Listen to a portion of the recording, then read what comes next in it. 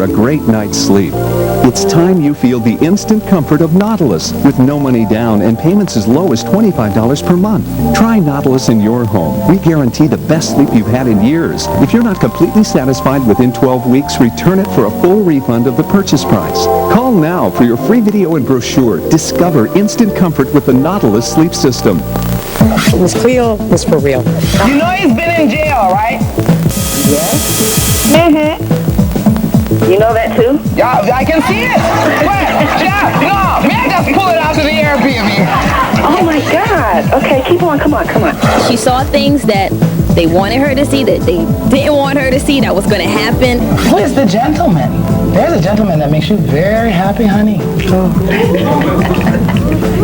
Look at the doctor! You don't even need to look at Chief! Man, look at the doctor, Joe! Real comfortable. I felt like I was talking to one of my aunts. And actually, he was part of the reason you lost the baby, though. Yeah. You know what I'm saying to you? Yeah. Because if he hadn't put his hands on you, you'd have been fine. Uh-huh. She just told you everything straight up. They didn't sugarcoat anything for you. That's what I like. She real. Experience Cleo's power yourself, just like these people did. Call now for your free tarot reading. Call 1-800-763-5294. It's the most memorable vacation of your life. So don't just go anywhere. Let the Travel Channel take you to the hottest spots to honeymoon. We're counting down the world's most romantic places. Hawaii, the honeymoon state. Bali, an island of magical beauty. San Ysidro Ranch, the honeymoon haven of that famous first couple. And of course, Paris, the city of lights and love. Honeymoon hotspots. Tomorrow night starting at 9 on the Travel Channel. Direct Ticket Pay-Per-View adds up to the best value in home entertainment, bringing the hottest movies, plus the biggest events, right into your home. Up to 55 pay-per-view choices a day. Direct Ticket Pay-Per-View gives you a front row seat to today's biggest events.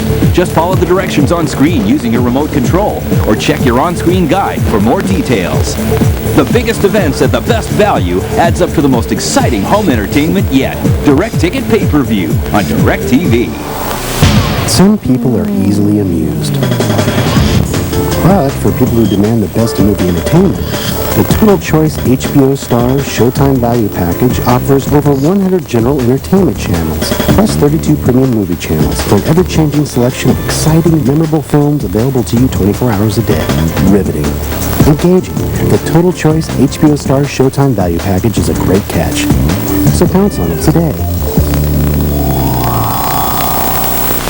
Castle, glamour, mystery. In a Travel Channel exclusive, Patricia Hearst takes us inside and for the first time reveals the true stories behind her family's legendary past.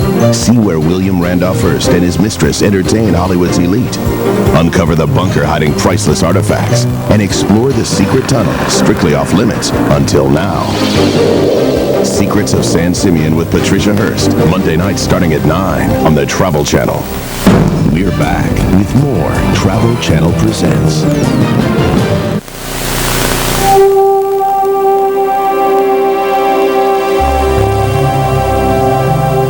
The case of the crashed disc and its alien occupants has become an enduring UFO classic.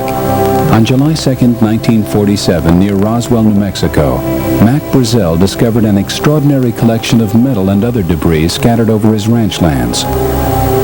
A few days later, he contacted local Sheriff George Wilcox, who called the Roswell Army Air Base. They sent Major Jesse Marcel to investigate and collect as much debris as possible. The Army issued a press release saying they had recovered a crashed disc. But later that day, Major General Ramey denied the report, saying the debris was simply a grounded weather balloon.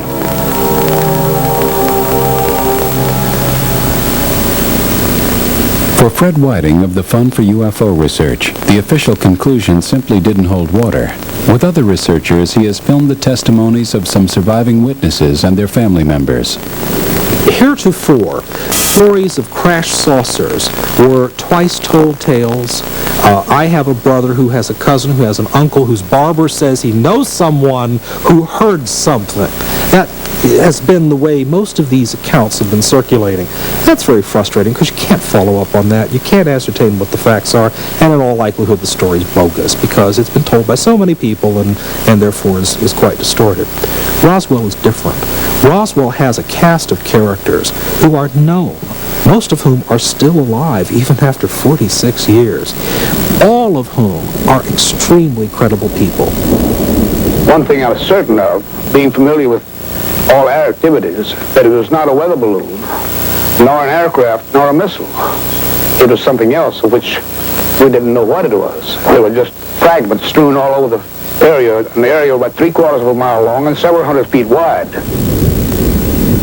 One evening we were watching TV, and it was on TV there was something about space.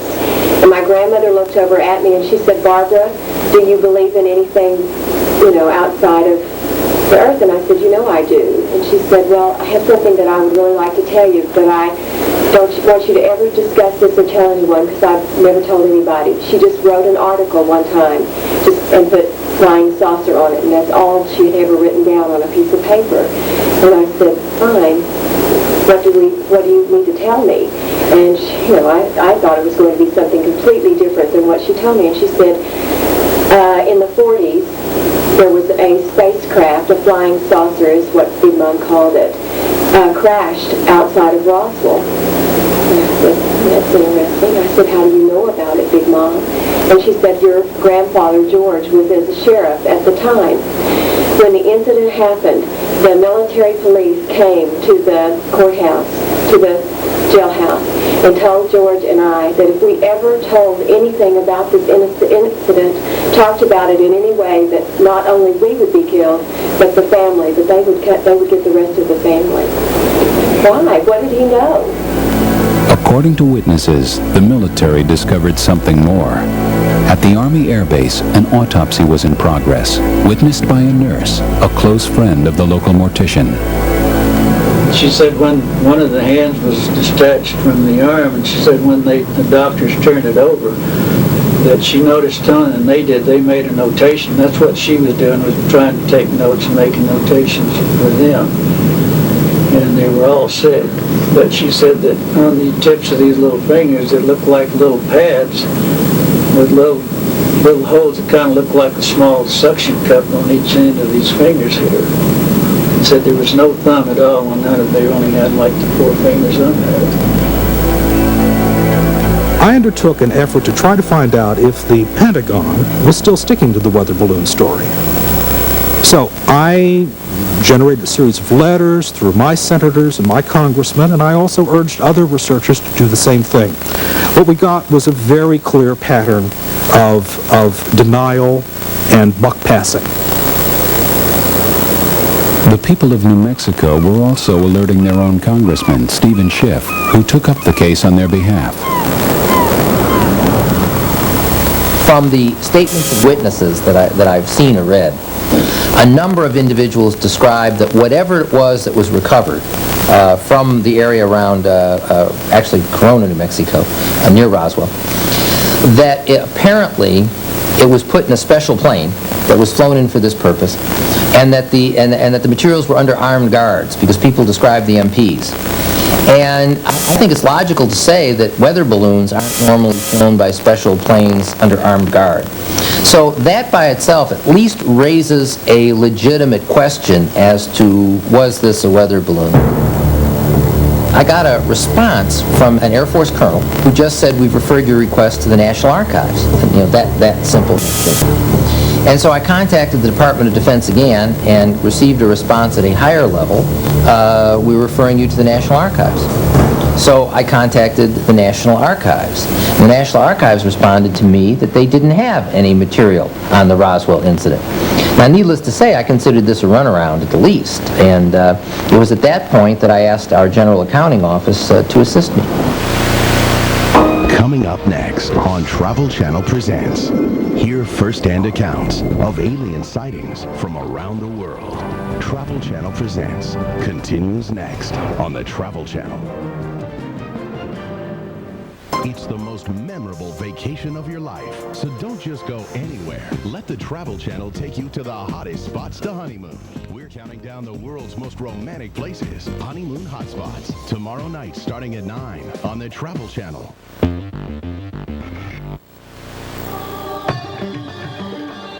Watch Curious World, weeknights at 7 on the Travel Channel. Hold on. Meet my new friend Simon.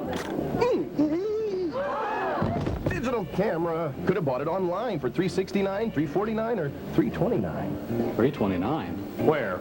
Log on to My Simon and compare the best prices from around the web. Hey, cashmere sweater, $188? I know a place that sells it for $98. You're kidding. MySimon.com. People have a right to know. Hey, flea collar, $4.99. The old slogan, "You've got a friend in the business," still, to me, encapsulates the Gateway brand, because it says everything about honesty and Midwestern people being friendly and neighborly and not doing anything to a customer that you wouldn't want done to yourself. It's just all woven together. It is being a friend in the business.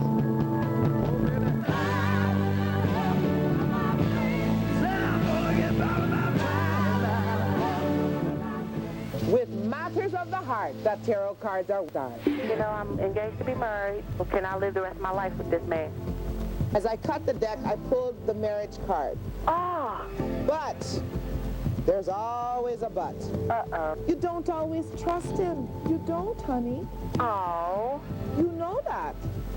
Man, I was hoping it wouldn't be. And sometimes he is at the house with you and sometimes he is not. Those nights when he is not, you are usually thinking that he is doing something, you know what I'm saying? Yeah, what you saying? You were feeling as if he was cheating on you, weren't you? Yeah, what? You tried to check her alibi. Yeah. She was supposed to be there.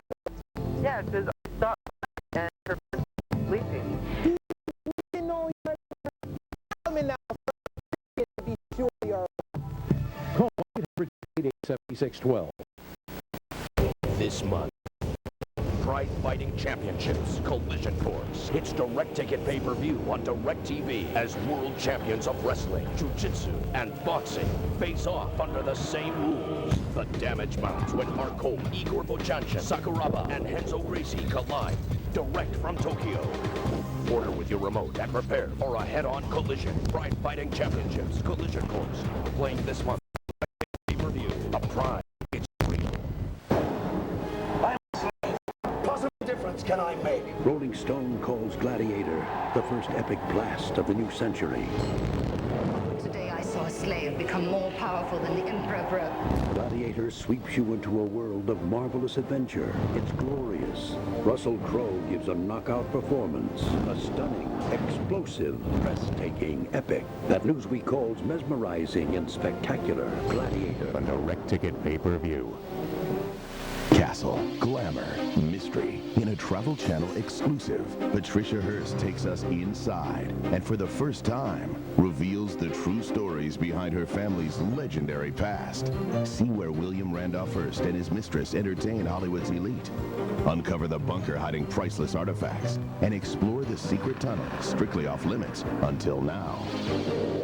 Secrets of San Simeon with Patricia Hearst, Monday nights starting at 9 on the Travel Channel. We're back with more Travel Channel Presents. The General Accounting Office, at Congressman Schiff's request, agreed to undertake an inquiry into whether or not there was a cover-up of information concerning the Roswell events. An investigator was assigned to the case, reporting back, of course, to the Congressman's office, since the General Accounting Office is a creature of the Congress. It's the Congress's investigative arm. This investigator approached an official within the Air Force Congressional Liaison Office, the Director of Plans and Operations, Colonel Larry Shockley. The investigator said to Colonel Shockley, "I'm interested in getting into the Roswell case." Colonel Shockley's response reportedly was, "You've got no business getting into that." This is not the first, and I suspect nor will it be the last, such obstruction of this investigation. They didn't say, Congressman Schiff, we have documents, but they're classified. You're going to have to go through certain procedures if you want access to them. That would have at least been a reasonable response. But to send me to an agency which doesn't have the documents, and by now they must know that, that is not a reasonable response. Stephen Aftergood of the Federation of American Scientists believed there could be a less secretive and more mundane explanation. The National Archives reports that it has more than 300 million pages of classified documents from before 1960 alone that are awaiting declassification review. In other words, documents dating from pre-World War I through 1960. If we extrapolate that to a likely estimate for all classified documents through the present, I would say there have to be well in excess of 1 billion pages of classified documents that are waiting for declassification review. The secrecy system has become reflexive.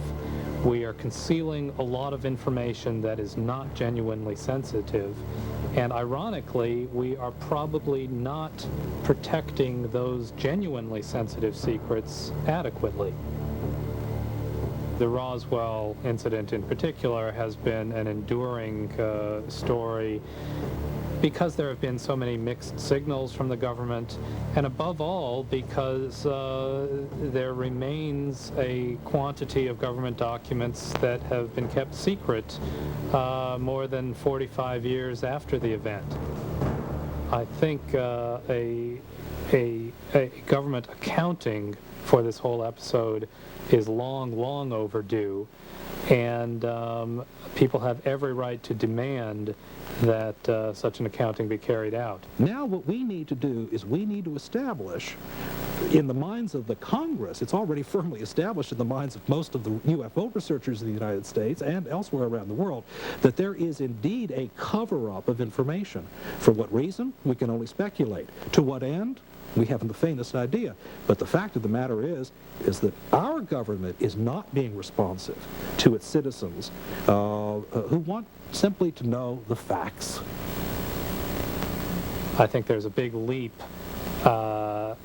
that is made by some people from an unexplained incident to an explanation that invokes sentient extraterrestrial entities that are somehow active on Earth. I am not personally cognizant of any evidence to support that, but certainly there is a vast quantity of government documentation on the phenomenon of unidentified flying objects of one sort or another. The obsession with secrecy is a legacy of the Cold War. As West meets East, will we join the Russians in attempting to find an answer to the mystery of the UFO phenomenon? Интересуется тем, что происходит на нашей земле. We cannot rule out the possibility that creatures who may well be superior to us are interested in what is happening on our Earth. These unidentified flying objects that appear to display unique characteristics, such as their speed, their rapid maneuvering, and so on, must be studied in the interest of mankind. I do not subscribe to the views that some ufologists hold that this is all in the mind. I believe that there is undoubtedly something, or a number of things, they may be quite different things too, in our atmosphere, which is physical, and were it to land could be seen and touched and photographed. And indeed there are people who say that all those things have already happened. I hope that someday we find out what it's all about. But everybody loves a mystery, and I think someday we'll know. It's a bit like brighter, isn't it? And then It's changing shapes. Like it's like flashing out. yeah, I noticed that. It's sort of really bright, isn't it? And then it's gone behind a cloud. Oh no. No, something's flashing on the video, like the tape's running out or something. Oh wow, it's just shot up in the air. Oh wow, we didn't get it on tape. Hi, Tracy Gallagher for the Travel Channel here at the Ritz-Carlton Marina Del Rey. And if you're planning on taking a honeymoon, you gotta make sure your room has all the essentials. So make sure you have rose petals on your bed, your very own butler. And oh yeah, an amazing view, like the beaches of Hawaii or the city lights of Paris. Uncover the world's most romantic destinations on Honeymoon Hotspots tomorrow at 9 on the Travel Channel. Now, if it only came with a groom.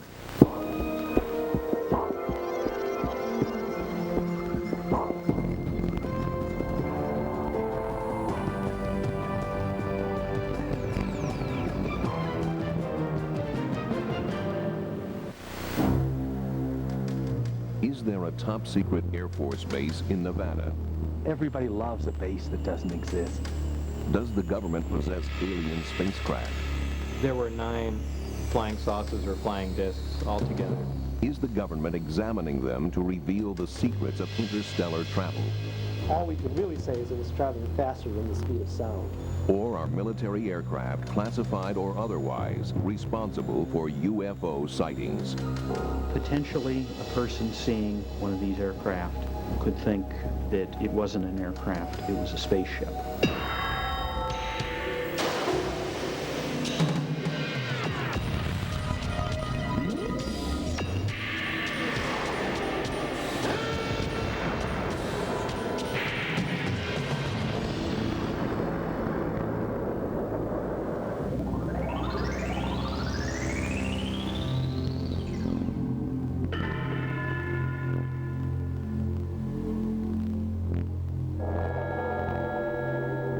I've seen it before. You've had UFO enthusiasts and stealth watchers in the same area.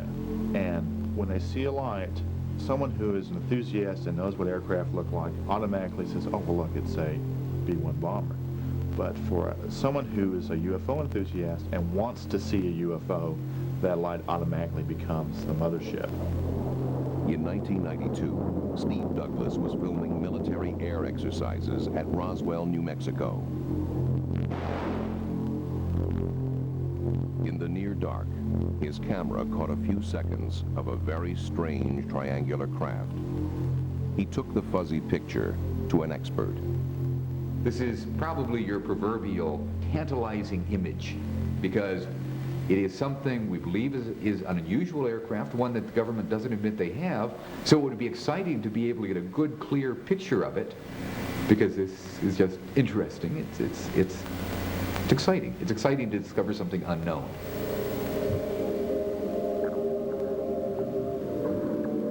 Try as he might, Warren cannot show us what the camera could not record. This is a cleaned up, processed image that I did using, if you would, pure image processing. But that's still awfully noisy, and it's very hard to see anything. But it would be very easy to use the computer to help clean it up, to go in and electronically, look at the image and say, wow, that's the sky, and that's noisy, and here are the edges of the object, and I'll just clean them up. I'll smooth out those edges.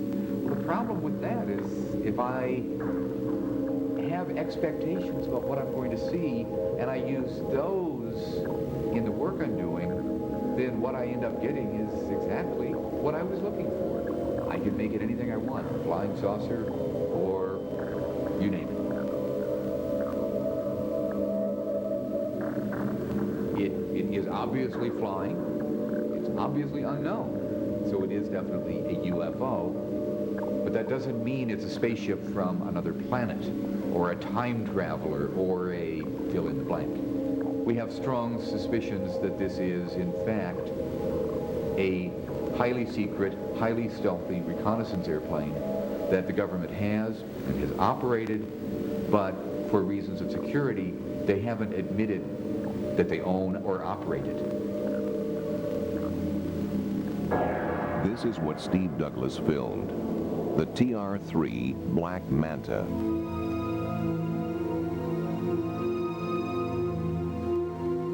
Has the Black Manta been seen in other parts of the world? In the last 5 years, the description of UFOs has been changing. Reports of triangular craft are now as common as traditional saucer shapes. Last year, a British Airways flight from Milan descended to land at Manchester, England. Suddenly, a triangular craft flashed past the airplane just yards in front of its nose. Neither the plane's radar nor ground controls detected the high-speed craft. It was a classic close encounter. But with what? Newspaper headlines screamed that an alien spacecraft had buzzed the jetliner. What they did not report was what specialist aviation magazines already knew. Less than 15 miles away, a British company is building the top-secret prototype of a stealth aircraft. It has a strange, triangular shape. The home of America's deep black aircraft is hidden in the Nevada nuclear test site.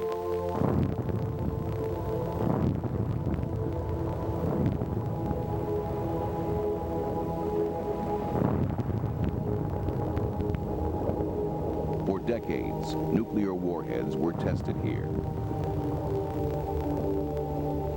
Las Vegas is nearby, but the tourists play, unaware of the secret world hidden over the horizon.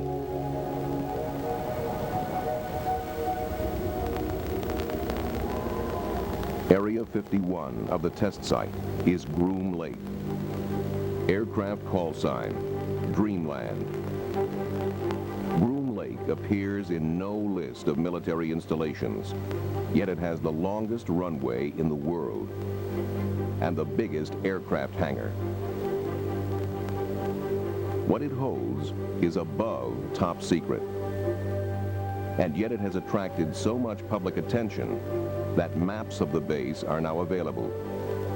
To enter here means risking imprisonment without trial. The use of lethal force is authorized. It was from Groom Lake that the great spy planes of the Cold War were tested in complete secrecy. The U-2, the CIA spy plane, was first flown here. Later, the family of aircraft that include the SR-71 Blackbird lived in top secrecy for more than 10 years. The Blackbird flew faster and higher than any aircraft. Like the U-2, it was invulnerable until missile technology made it obsolete.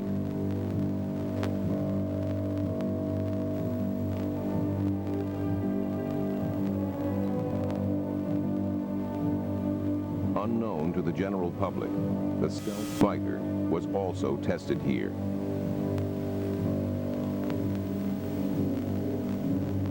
Top-secret aircraft such as these have been confused with UFOs for half a century. In the mid and late 40s, it was a period of fantastic development in aviation. Today we can't appreciate it, but there were airplanes without propellers. That was akin to a car without a motor. There were airplanes without tails. There were airplanes that were disc-shaped. There were airplanes with swept wings.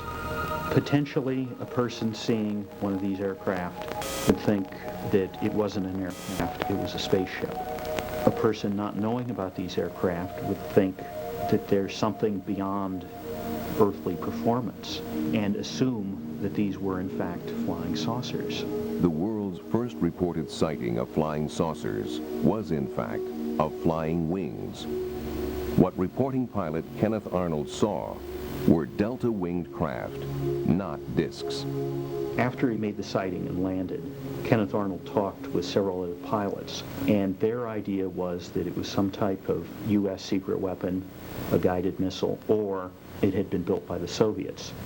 Later, the idea came up that these were not earthly vehicles, but alien vehicles, based on their performance and maneuvers, which could not be matched, reportedly, by any earthly materials, or they could not be survived by the human body. Even today, famous aircraft can fool the unwary. The stealth bomber, the Northrop B-2. Watching it is an education. It would be understandable if people, seeing this very unusual aircraft, might mistake it for a flying saucer. If it was still a secret, what would you think? Man-made aircraft or UFO? Hearst Castle, glamour, mystery. In a Travel Channel exclusive, Patricia Hearst takes us inside and for the first time reveals the true stories behind her family's legendary past. See where William Randolph Hearst and his mistress entertain Hollywood's elite. Uncover the bunker hiding priceless artifacts and explore the secret tunnel strictly off limits until now. Secrets of San Simeon with Patricia Hearst, Monday night starting at 9 on the Travel Channel. Best spring breaks. Best 5-star service. The best of everything under the sun. World's best. Wednesdays at 9 on the Travel Channel. Vacation truth number 46. You can't have too many snow globes or seashell hats. At Alamo, we know. So spend less on transportation and more on the necessities. Shop happy, drive happy.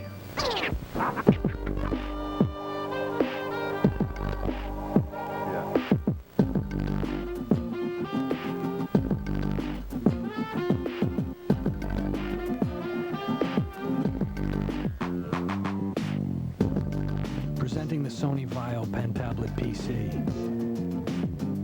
A modern version of putting pen to paper. Vaio from Sony. Come on, Billy. You got it, Billy. Take your time. Take your time. Oh. Doesn't Billy remind you of Grant at his age? Mm-hmm. He's got the height. He's gonna be over 6 foot. Yeah. All net. Told you. I told you. Billy, go. Yes. Oh. I think we should be considering an agent. Oh, yeah. Agent? What Billy needs is a really good retirement plan. TD Waterhouse provides the online tools to help you plan your retirement and real people you can actually talk to. How easy is this? Nebraska sure has changed since my days scouting the frontier. Well, back then, all we had to guide us were a few landmarks, the stars, and maybe a compass. But now, with the Nebraska Traveler as your guide, discovering Nebraska is a whole lot easier.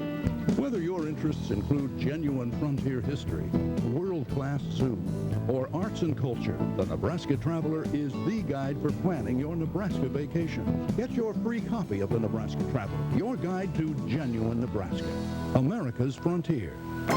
It's the most memorable vacation of your life. So don't just go anywhere. Let the Travel Channel take you to the hottest spots to honeymoon. We're counting down the world's most romantic places. Hawaii, the honeymoon state. Bali, an island of magical beauty. San Ysidro Ranch, the honeymoon haven of that famous first couple. And of course, Paris, the city of lights and love. Honeymoon hotspots, tomorrow night starting at 9 on the Travel Channel. We're back with more Travel Channel Presents. The Lockheed Skunk Works, California. Generations of deep black aircraft were built here. In recent years, its parking lot has remained full. Yet officially, it has little work underway. Too little to explain all the activity. Production of its Blackbird spy plane is long finished. Its last contract was for the stealth fighter. That is near completion. It cannot explain the work being done behind closed doors. Is a new, deep black triangular aircraft being built? Aviation experts suspect that the answer lies in a 1985 Pentagon document. A mysterious aircraft codenamed Aurora Project was accidentally included alongside budgets for the U-2 and Blackbird spy planes. There has been no mention of it since. The first thing I heard about Aurora was that air traffic controllers out on the west coast were being told to expect very high-speed targets on their radar screens. That it was a classified program, that they weren't to panic and they weren't to report it to anybody else. The next piece of information, and the one that I think really started me investigating the Aurora story, was a sequence of sonic booms over California. On Thursday, June 18th, 1992, at 7 in the morning, and on 6 other Thursdays at the same hour in the preceding year, there was a minor tremor in Los Angeles.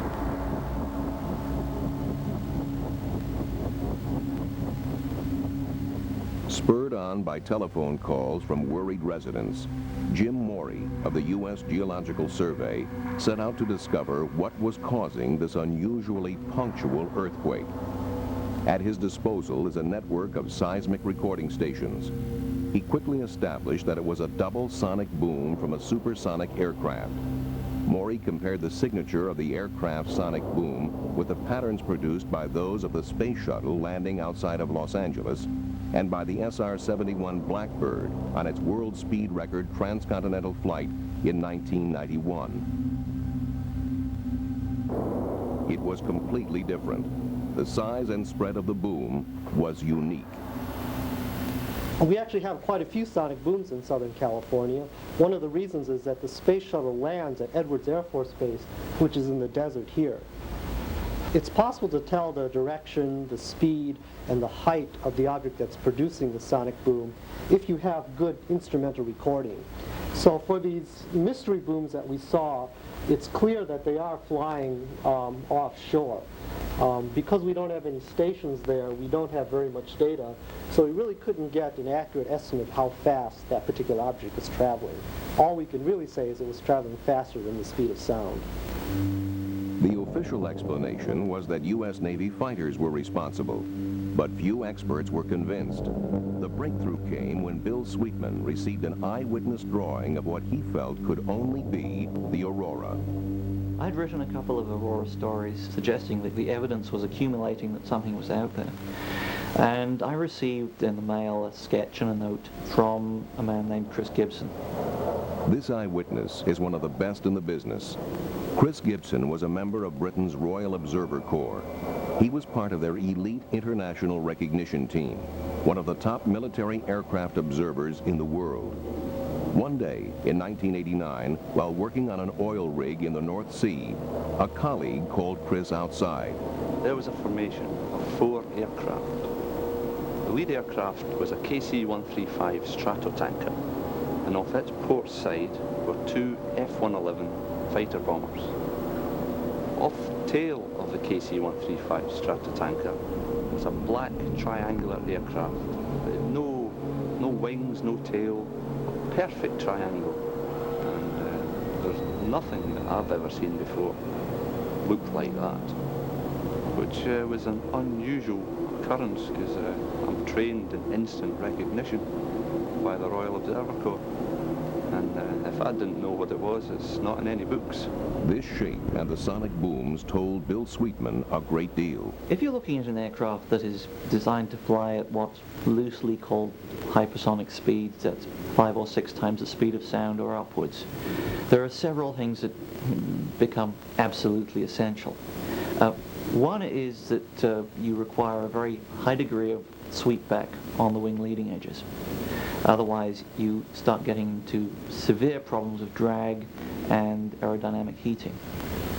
As you go into this very slender shape, you still need to have a lot of volume in that shape for fuel, for propulsion, for crew. And the best way to provide that is to blend the wing and the body together. You get a very characteristic, highly blended triangular shape, which is, in plan view, identical to what Chris saw.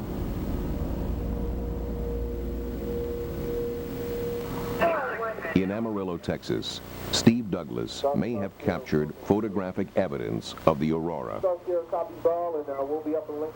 He maintains sophisticated military signals monitoring equipment in his home. I think it was March 23rd, 1992.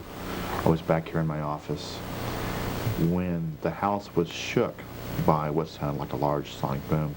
I'd heard a lot of sonic boom before, so I know how they sounded. This one seemed to continue.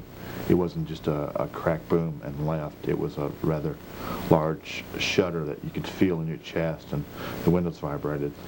And that's when I saw this very high-speed aircraft flying over the house at incredible rates. I grabbed my camera, knowing it was something different, especially because of the way the contrail worked. The Donuts on a Rope contrail is produced by no conventional aircraft. Its engine noise is also unique. It's a deep, thrumming, regular, pulsing, booming noise, like somebody unzipping the sky. You feel it more in your chest than you hear it. It doesn't sound like a jet. It doesn't sound like a rocket. It's just very unique and amazing sound. The Donuts on a Rope contrail has been reported from around the world. This never-before-seen footage was taken by an amateur cameraman from a transatlantic passenger jet. It is very hard to hide an aircraft like the Aurora. Steve switched on his radios. On a military frequency reserved for spy satellites, he heard the call sign, Dark Star. Dark Star Sierra for mission crew. Dark Star Sierra for mission crew. Dark Star Sierra for mission crew. Dark Star Sierra formation. Be advised for that. Dark Star Sierra, out. I'd never heard Dark Star before, and I keep lists of thousands of call signs. The contrail and engine noise are the signature of a pulsed detonation engine, the kind of engine necessary to fly at hypersonic speeds. With a cruising speed of 5,300 miles per hour, Mach 8, operating in near orbit at an altitude of 50 to 80 miles, the Aurora could reach anywhere in the world in 3 hours.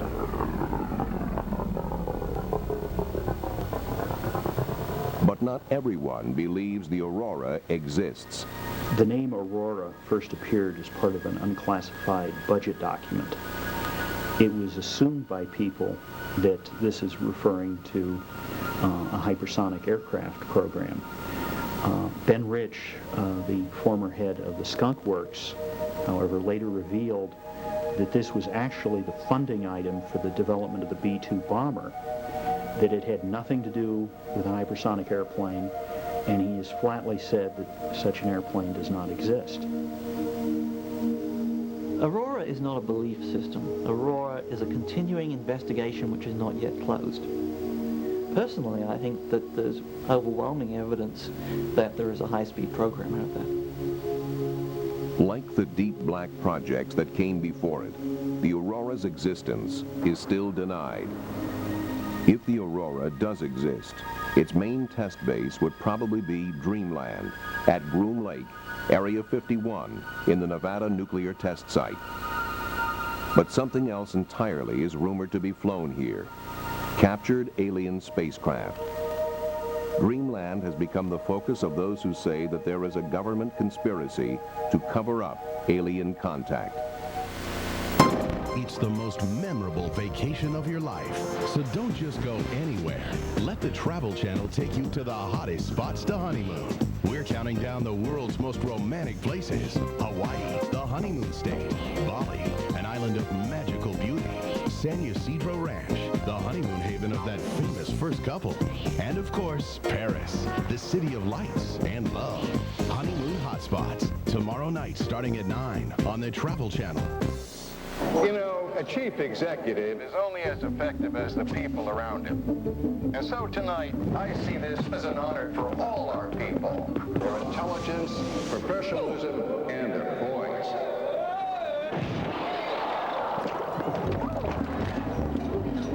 Want to stop rushing to make shipping cutoffs? Did I make it? Yeah, you got later pickups now. Introducing FedEx Extra Hour service. Ship up to 3 hours later and still get it there overnight. You got a shrimp thing happening in your pocket. Dr. Scholl's at Doral. I'm here to find out what's causing your foot problem. She's got arthritis. And he's got diabetes, and we're a total mess. Our new Dr. Scholl's Stepwell insoles can help. Feel soft. Our dual-layer Sensacare foam more evenly distributes your foot pressure as you walk. The deep heel cup is designed to stabilize and support your foot and ankle. With diabetes, anything that helps your feet is a good thing. It'll help me play with these achy joints. Now if you could just fix each other's slides, you'd be in good shape. Dr. Scholl's, treat yourself right. Look in Sunday's paper for over $7 in savings on new Dr. Scholl's products. Don't you really want to know? Okay, I was wondering who the father of my baby was. All right, let's take a look. The Miss Cleo DNA test. I'm solely searching for the father of your baby. Oh, it's the one that's very unpleasant, okay? Okay. And he's also the one that had another girlfriend while he was sleeping with you. Yes, he did. Yep, that's him. That's the daddy. Okay. But you knew that. I wasn't sure. I don't know how. The baby looks just like him. Yes, he does. Yeah, so you were in denial. Because he has a funny little chin, doesn't he? Yes, he does. Yeah, and the baby have that same little chin. Oh, my God. Ooh. The cards can reveal things that you will never see by yourself. Call me now for your free tarot reading. Call 1-800-329-0945. Let's face it, ladies. Not all of us are satisfied with our small bust size. But we're not left with many options. But now there's Lassance, the all-natural herbal breast enhancement tablet that will increase your bust line by 1/2 to 2 cup sizes in just weeks. And most importantly, it's proven safe. And you'll be amazed at the results. And your confidence level will reach new heights. Lassant's professionally formulated breast enhancer stimulates and regenerates the growth process in an all-natural and clinically proven safe method. Lassant will increase your bust line up to 2 cup sizes. It's all natural, it's safe, and it's guaranteed. If you're not completely happy with the Lassant results, if you don't have firmer, larger breasts in just 2 months, just return the unused portion for a full product refund. Why wait? With one phone call, you'll be on your way to the new you. Call 1-800-355-8912 for Lassant right now. We're back with more Travel Channel Presents.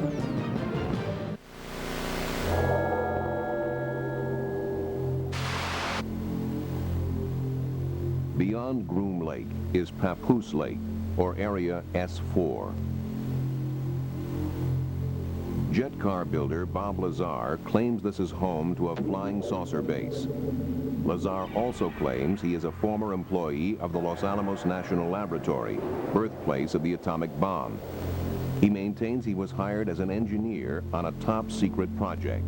I was under the impression I was going to be working on an advanced propulsion system, which was right up my alley, and I was very excited about it.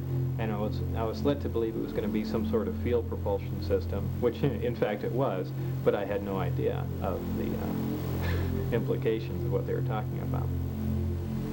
Lazar says he was flown from Las Vegas to Groom Lake, put on a bus, and driven to Area S4, Papoose Lake. We drove up, the hangar door was open, and there was a flying saucer.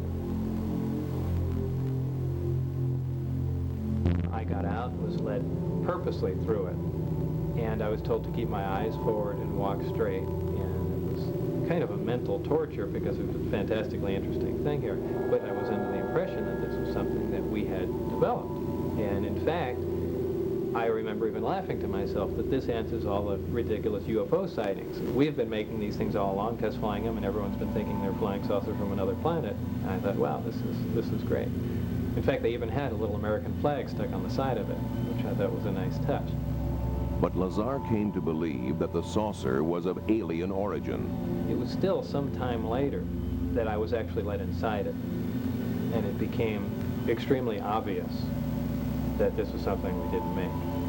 Because only then, after seeing how small everything was inside, that it was obviously never made to hold a human. And they basically came clean with what we're doing is back engineering this because we want to find out how it was made. And that pretty much says it wasn't made here. The disc itself was on 3 levels. The upper level, which I never got to go on, the middle one where you enter, and then there's a lower one where the gravity amplifiers hang down and you can have access to the bottom part of the craft. It's a very eerie feeling to be in there.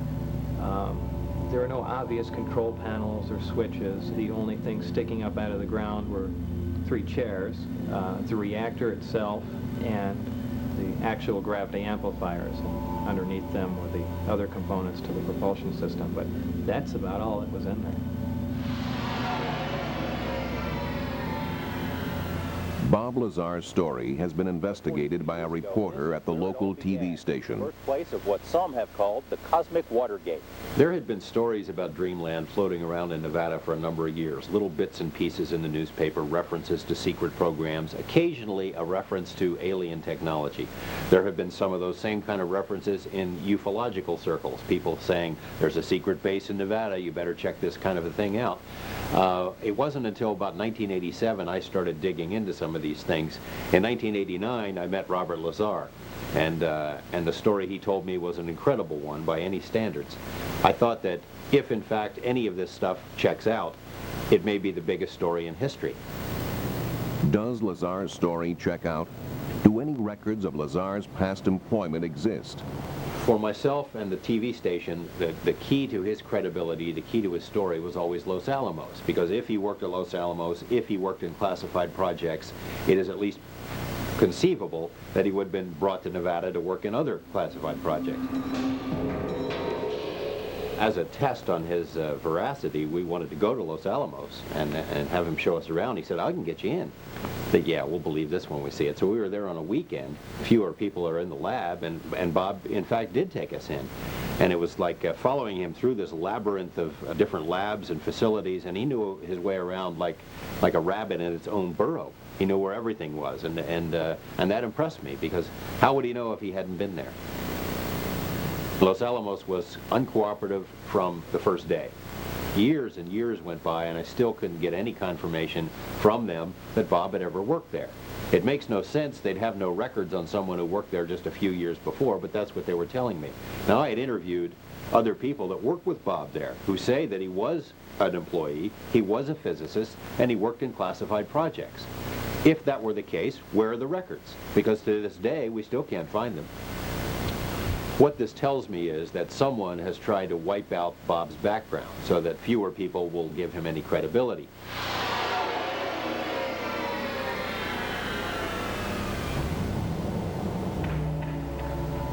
Lazar claims his first few days at the secret base were spent under guard reading briefing documents.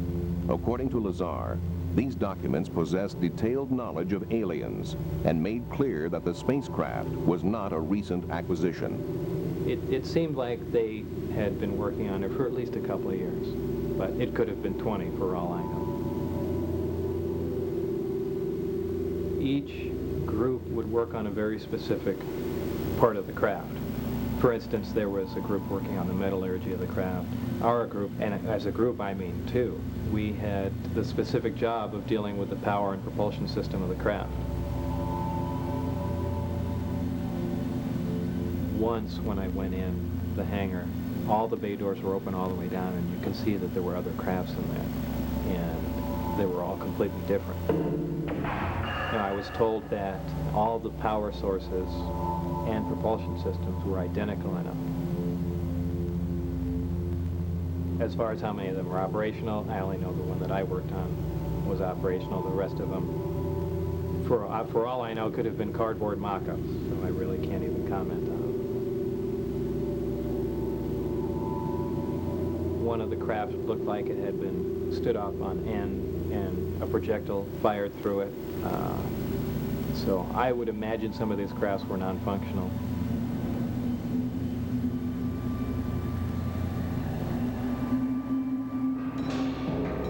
There were 9 flying saucers or flying discs altogether. George Knapp persuaded his TV station to put Bob Lazar through a polygraph or lie detector test. Did you knowingly lie when you said you had actually seen anti-gravity propulsion in operation? No. 4 separate tests were performed by 2 different investigators. The results were inconclusive. Lazar passed to and failed to. But one of the investigators is still shaken by what he heard. I was looking for all the little sign, the body language, if you will. There was tremendously positive eye contact. There was no fidgeting around, and he never deviated. We covered it several different ways. I asked the same question several different ways, and his answers were always the same. Hooking up, going through the test, then started the emotional roller coaster that I experienced that night. And it's something that I can honestly say has changed my whole outlook on things. We started the first test, and it went exactly the way I thought it might. He was not doing well. He was reacting to the relevant questions more than he was to the control type of questions, which is indicative of a person who is deceptive, because it's showing an emotion that he does not feel comfortable with his answers. These questions bother him. It was basically, have you ever observed a saucer-shaped craft fly out at Area 51? And that was asked, I think, 2 or 3 different times. The second chart we ran was on another question dealing with the gravity amplifier or an antimatter reactor as part of the powertrain. About halfway through that test, I'm looking down, and all of a sudden the realization sets in that I'm looking at a probable, truthful result. And I mean, I'm getting chills right now talking about it, because that's what I got. On every chart that I did, the one relevant question that was the same with every test was the last one. Have you deliberately lied to any question concerning the UFO information you've given me? And his answer of no was indicated as being truthful on the charts. So whatever he told me that night, Bob Lazar truly believes to be the truth. Bob Lazar appeared to be truthful when he described how the craft's reactor functioned. We weren't precisely sure how everything worked, but we had a rough idea. It was a field propulsion system. It was something you really couldn't sense, but would lift the craft. Field propulsion can be demonstrated with 2 magnets. Set one way, the magnet's poles will attract. Set the other way, the magnets will repel each other. Lazar says that the craft used gravity waves to repel and attract through space. Using earthly materials and state-of-the-art technology, we could not possibly duplicate one of these systems. Not even close. What we're seeing was a total annihilation reactor, a reactor that reacted matter and antimatter, which is something we really haven't even touched on. We know this is possible. We know we have fission reactors. We're currently trying to develop fusion reactors that produce energy like the sun does, but we haven't even thought about working on antimatter reactors, which is 100% efficient. And here was a working model of it, not just a working model of it, but it was small. It was something that a person could lift. And we're looking at something that you can hold in your hand and puts out more power than our full-size nuclear power plants. So this wasn't just a little bit advanced from our technology. This was something big. But I created you, and now you're leaving me to sign with some agent? Whoa, Jamie, now granted, you did build him, but Commander Klang needs representation. Commander Klang? His name is Shrapnel. Not anymore. His new name is Commander Klang, and he's about to sign some major league endorsement deals. Yes, you are. Hey, how's that lobster, Klang? They did fantastic things at Thermidor here. Robotica, the greatest robot competition on television. Wednesdays at 9 on TLC.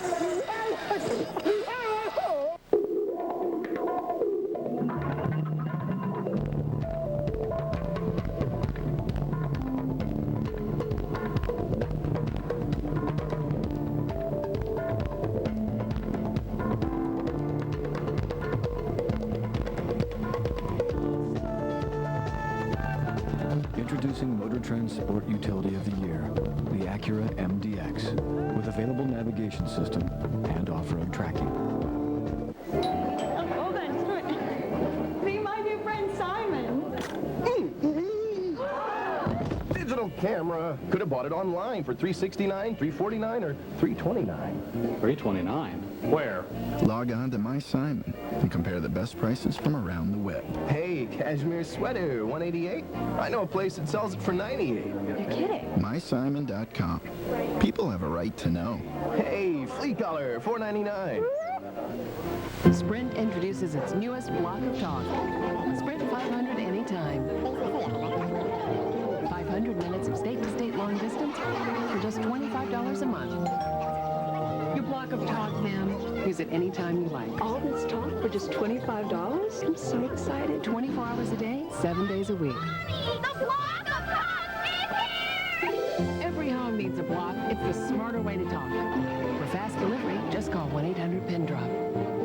Obviously, this is top secret, or we wouldn't be here. Until next week, this meeting never happened. This is go, no-go, folks. Our product line's mesh, go. Our growth, your cash flow, Go. Finance is in. The street will love it. The press will eat it up. No SEC issues. If we do this deal, we'll have 8 server farms, 10 extranets, and 10 different platforms, plus the wireless project. Is that a good thing or a bad thing? And that's when it hits you. You are so ready for IBM. Hearst Castle, glamour, mystery. In a Travel Channel exclusive, Patricia Hearst takes us inside and for the first time reveals the true stories behind her family's legendary past. See where William Randolph Hearst and his mistress entertain Hollywood's elite. Uncover the bunker hiding priceless artifacts and explore the secret tunnel strictly off limits until now. Secrets of San Simeon with Patricia Hearst, Monday night starting at 9 on the Travel Channel. Prince Nassim Hamed. I'm the champion of the world. If you think he's all attitude, you've never seen how hard he hits. But he hammers. Marco Antonio Barrera. He can make Nads feel the heat. They're the 2 best in the world, and one of them is gonna get burned. Hamed versus Barrera, April 7th, live on pay-per-view.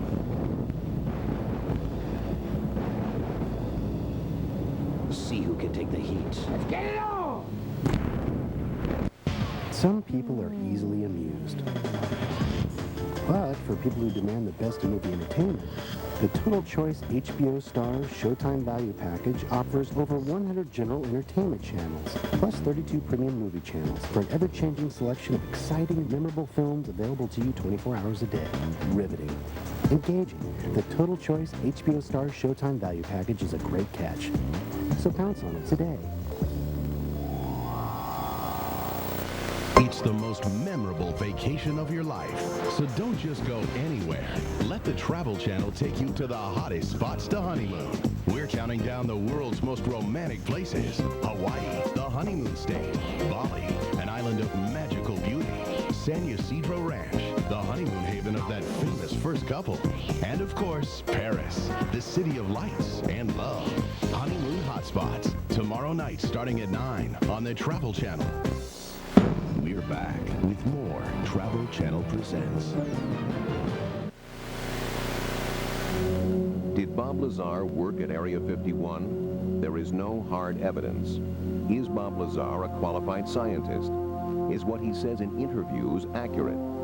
An investigation by one man, Tom Mahood, an engineer from California, found flaw after flaw in Lazar's statements. But at first, even he found Lazar convincing. About 3 years ago, I hooked up with the internet. I started exploring and I came across Bob Lazar's story. And I really found it fascinating. The way he told his story seemed to ring of truth, and there were a lot of little details that he had on his stories that I found just utterly fascinating. It kind of captivated me. There was a couple times I woke up in the middle of the night disturbed. I mean, I really believed that story. It seemed that credible to me. First thing that started kicking things off for me was that I don't live that far from Caltech, and Lazar claimed as part of the story that he had attended Caltech and had his records erased. I thought, well, this is an interesting possibility for me to look into it and see if I could find any trace of Lazar at Caltech. And I thought the easiest thing to do to check on him was just to go through all the Caltech annuals for about a 10-year period. And I literally went through every page looking for a picture or a reference to Bob Lazar. Now, it could be that he might be erased from the school records, but it's unlikely somebody's actually going to come in and replace a college yearbook. So I went through it and didn't turn anything up, and at that point I'm starting to think, well, maybe he does have a degree in physics, but for some reason he doesn't want people to know where it's from, and then he's just concocted a Caltech story. Lazar claims a university education, but gives no hard evidence. Bob wouldn't be the first person in the history to lie about his education in order to get a job. But the only records that he went to school anywhere is one electronics course at a junior college. And it doesn't make sense that someone with that level of education would get hired to work at the places where he worked. Fairchild Industries in a highly technical position, and later Los Alamos in a highly technical position. He had to get educated somewhere. If you've been to his house, if you see what he does with computers, you know he's as an intelligent and educated man. Where did that education come from? I look at, for example, MIT, and although Bob can't come up with any names of professors, he can't come up with any names of students, I ask myself, could a school like MIT wipe out his records? Well, I don't know. I mean, they get tens of millions of dollars a year in defense contracts. They've worked with the CIA in the past on this very UFO question. Could they do it? Would they do it? I think it's possible. Lazar says he was fired from Area 51 after making a blatant breach of security. The craft that I worked on was tested quite often. Most of the tests occurred on Wednesday nights. They were never taken out of the atmosphere. They were barely taken over the mountain range. You have to look at the fact that this was their prized possession that they were just learning how to use, and they weren't about to lose it.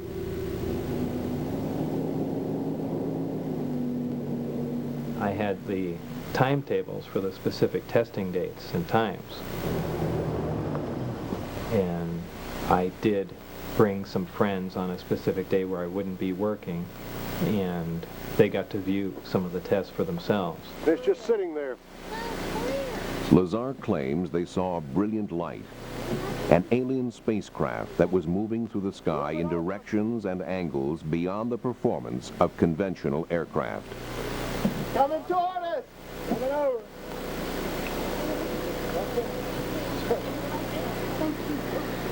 Holy moly, my heart is pounding. Look at that. Is that beautiful?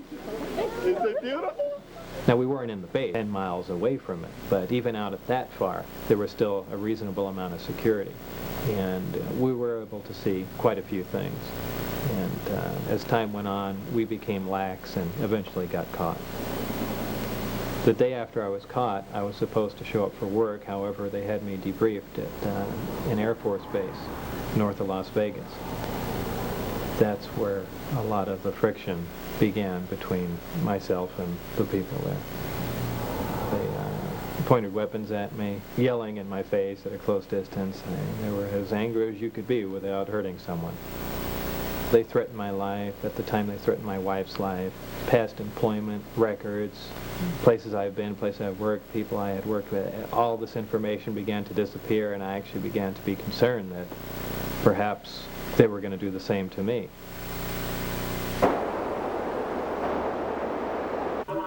I thought it became necessary to see one of the people on a local news station, because I thought if it went on the news, they couldn't make me completely disappear. It would look very suspicious if all of a sudden this person, released these claims and then he disappeared himself. So it was kind of an insurance policy for me. Well, there's several, actually 9 flying saucers, flying discs that are out there of extraterrestrial origin. After Lazar broke the story on the spacecraft, he was arrested and charged with pandering, helping to run a brothel in Las Vegas. When Bob came and told me that he was involved on the outskirts of this illegal brothel operation, I saw my professional life flash before my eyes. I was very upset. I had written and developed a computer system so a local brothel could run efficiently in town, and that is, in effect, against the law. And I eventually convinced him, we have to break this story. You can't let somebody else do it because it will come out. That may have been a mistake from a legal standpoint for him, but I think it was important. And strange for a little case like that. There'd be FBI personnel and things like that at the hearing. So was there a push on to create a lot more furor than necessary? Sure, I'm positive. They looked at that as something to discredit me.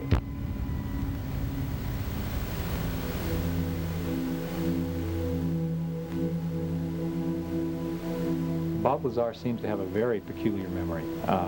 I'm not sure that it's suspicious, but it is peculiar in that he seems to remember very tiny details of his time spent at S4, yet he seems to have trouble remembering classes that he took, professors' names, dates.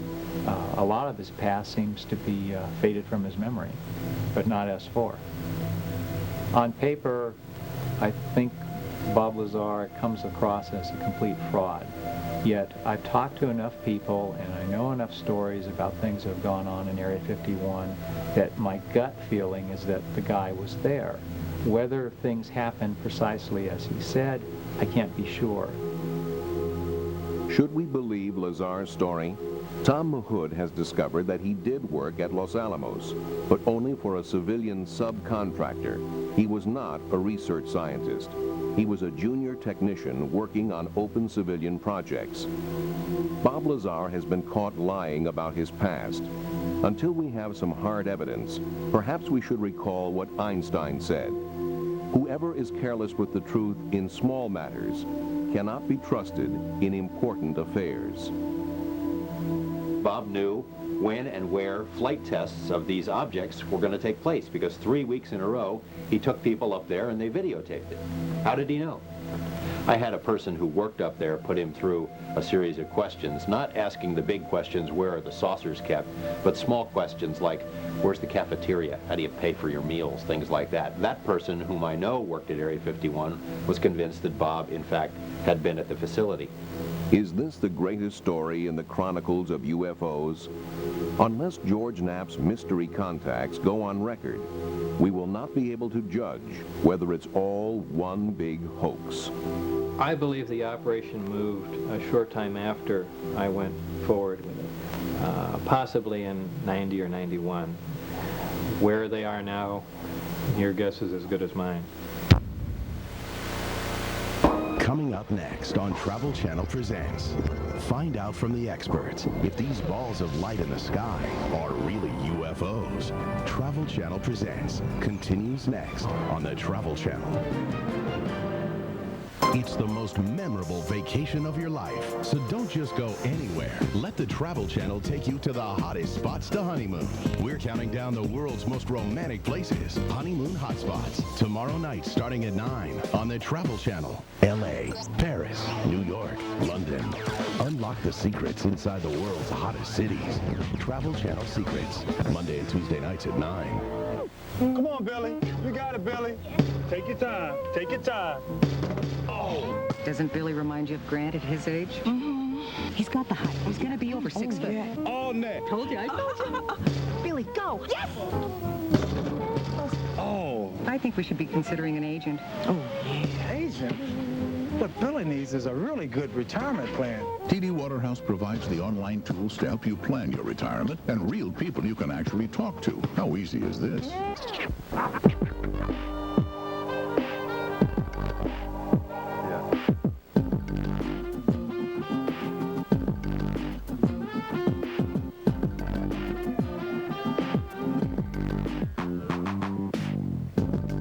Presenting the Sony Vaio pen tablet PC. A modern version of putting pen to paper. Vaio from Sony.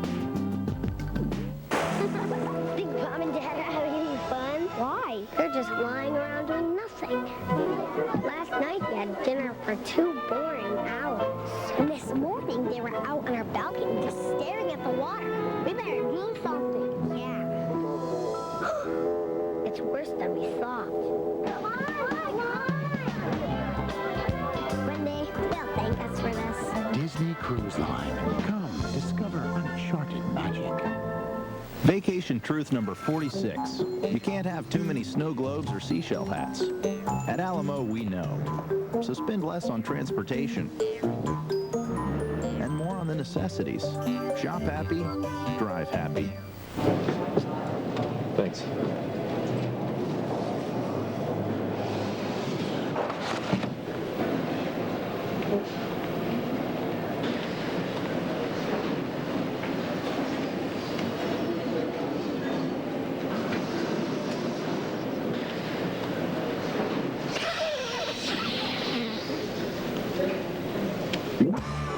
Post your resume now. Monster.com. You the monster. On the Encore Movie Channel, you'll get recent, big, hit movies. And the Encore Movie Channel is the only channel that promises a great movie every night, guaranteed. The Encore Movie Channel, the only channel that promises you a great movie every night, guaranteed. Just one of 12 commercial-free movie channels, only $10 more per month with your total choice package. What do you want from primetime TV? I want shows that inspire me. I want real-life heroes. Real news and advice. I want to see miracles. Know how to take care of my kids. I want shows that make me feel good, feel hope. I want the Health Network. Don't you?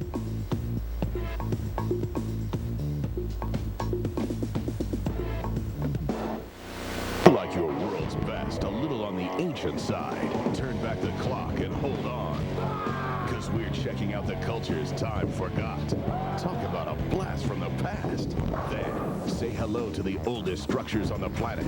From the Great Wall of China to the Great Pyramids of Egypt. It's civilization at its best. Top 10 Ancient Cultures and Top 10 Ancient Sites. Wednesday starting at 9 on the Travel Channel. We're back with more Travel Channel Presents.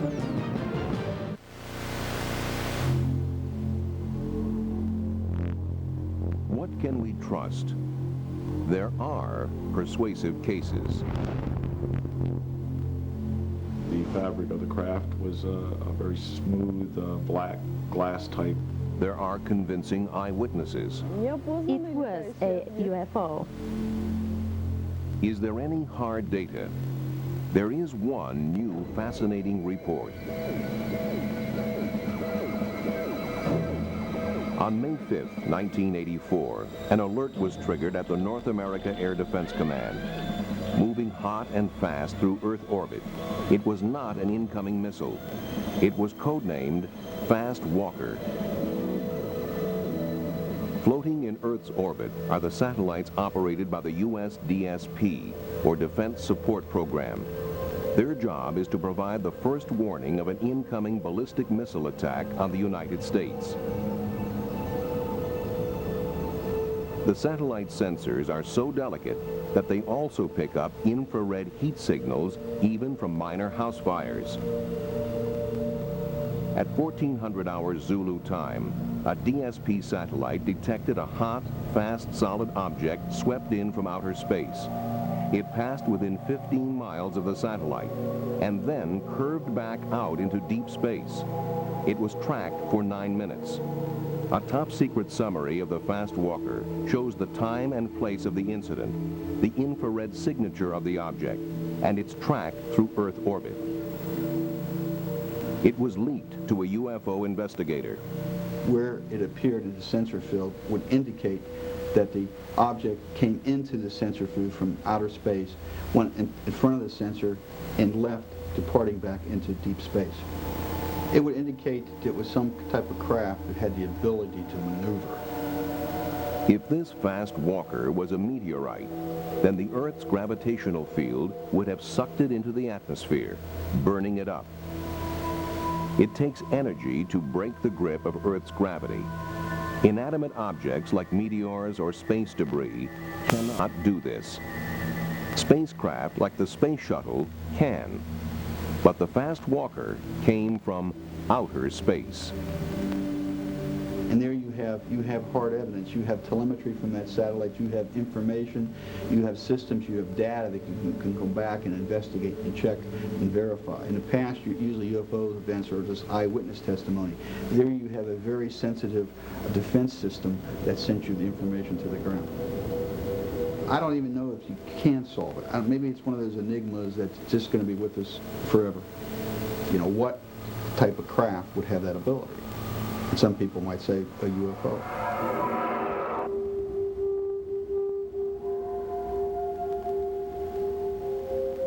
Is there life beyond our planet?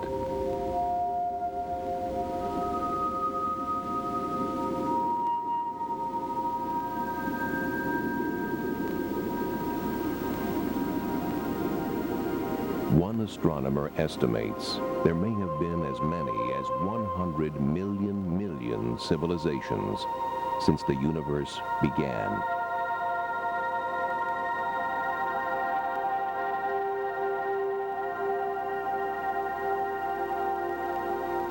How unlikely is it then that we have been visited by one of them?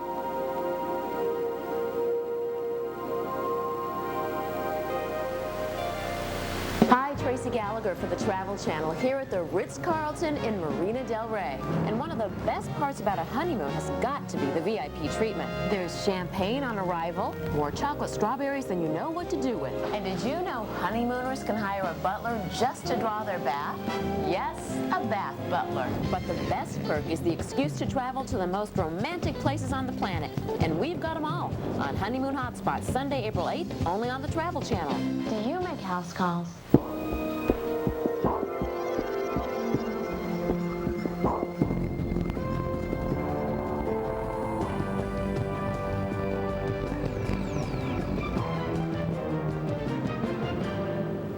I witnessed over 170 sightings. We just finished up, loaded our chainsaws and stuff in the back of the truck when we spotted a strange light coming through the trees. Just light coming through the trees. And then there was these white, orange type of balls. They tend to float in the air.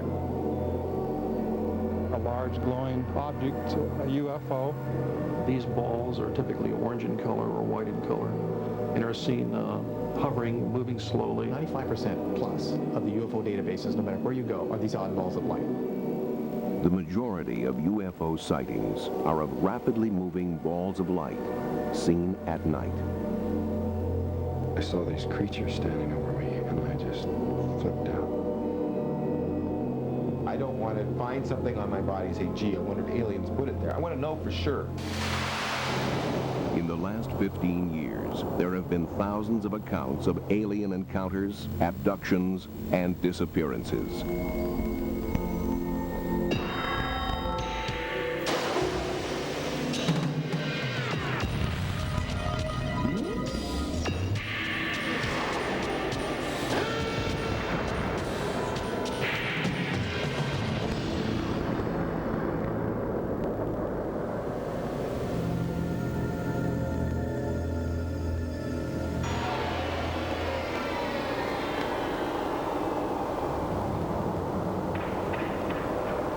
Well, I'm driving down to southern Oregon. I got a phone call about a sighting that this young couple had recently. It appears that it is a light, an unusual light, behaving erratically in the night sky. What's unusual about this sighting is that it lasted approximately 3 hours, which is considerably a long time for a UFO sighting. And I think the only way to determine exactly what they saw is to meet them, go over it step by step, make sure that all the details are covered, and of course what's most important is see what kind of people they are.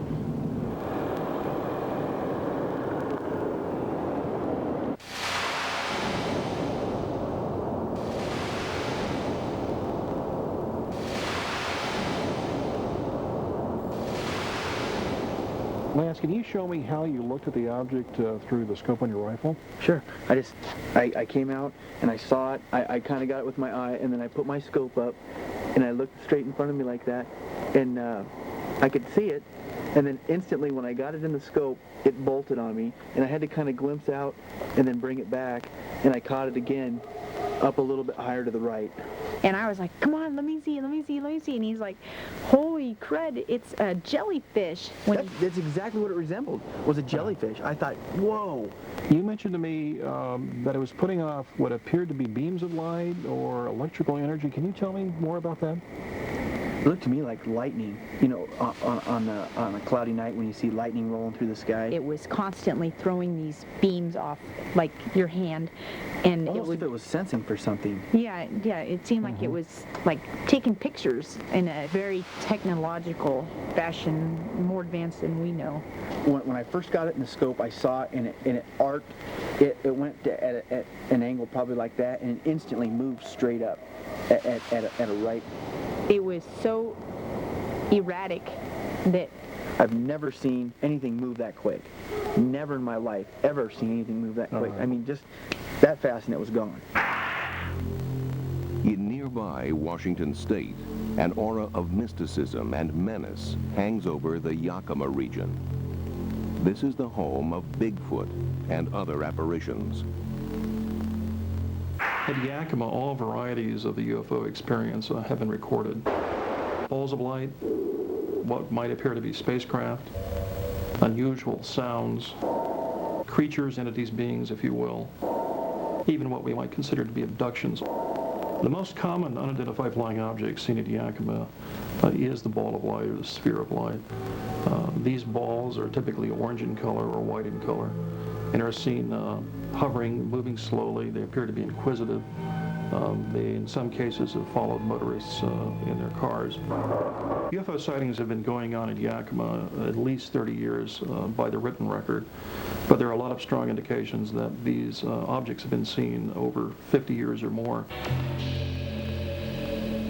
There is such a good record of sightings on the Yakima Reservation because fire lookouts have to log every unusual light in case it is a fire.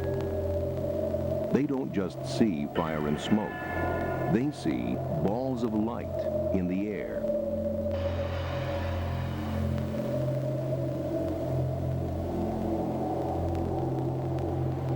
I have seen roughly 100 lights, or maybe a few more or a few less over the years. I'd have to go back through my logbooks and count them up. I've been a lookout for 34 years, and this is my area, plus some of it over here isn't on my map that I'm still responsible for. And when I see a fire, I have to take a cross shot and then pin it down in a little spot.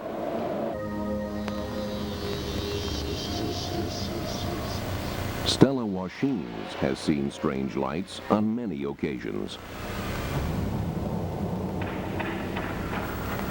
I was home with my daughter. My husband had went off to, I think, a basketball game, took our two sons with him, and it started to get toward dusk. The sun was going down, and so I told my daughter to shut the drapes in the living room. And she just partially closed the drapes, and she was standing there staring out the window. And I said, "Close the drapes." And she was standing there, and I said, "What are you doing?" And she says, "I'm looking at all these airplanes out here." The dog was banging into the door, and he just like bowled past me and just went and wedged himself into the table and stayed there. And I was really afraid, and you know, he was more afraid of being outside than he was of me, you know, chasing him out of the house, and he never came in the house. There was different kinds. There was ones that were kind of triangular shaped, and then there was these white orange type balls. But finally, you know, they were really too close for comfort.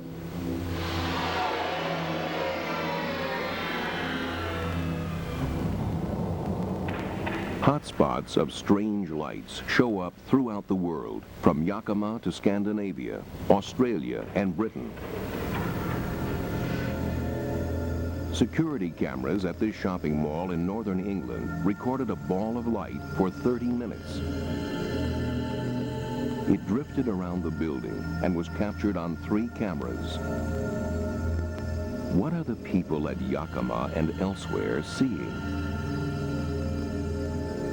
Perhaps the beginning of an answer can be found in 18th century New England. One of my first interests in the field of anomalies was the dark day of May 19th, 1780, during which time the northeastern coast, New England coast of North America suddenly became dark. It started to become dark in the early morning, and by noon it was so dark that people required candles and lanterns. There were odd and eerie sounds and sights and greenish flashes, and people thought it was the end of the world. And they were begging for the men of the Enlightenment, the name for scientists, to explain this phenomenon. This incident inspired Persinger to investigate strange reports of UFO lights. He plotted 6,000 bizarre events by location and year, and then compared the reports with high-energy phenomena like tornadoes, hurricanes, and earthquakes. Professor Persinger discovered that waves of UFO sightings, called UFO flaps, preceded earthquakes by up to 6 months. So he called in an expert on earthquakes. What I find interesting is to try to associate these balls of light with earthquakes, because we know that large earthquakes generate very bright lights in the sky. In 1966, during an earthquake in Japan, this glow lit up the night sky. Persinger and Durr set out to discover if earthquakes were generating their balls of light. They found a strange cluster of UFO sightings in Colorado. Beginning in 1963, millions of gallons of toxic waste from a munitions factory were pumped down a 2-mile deep well.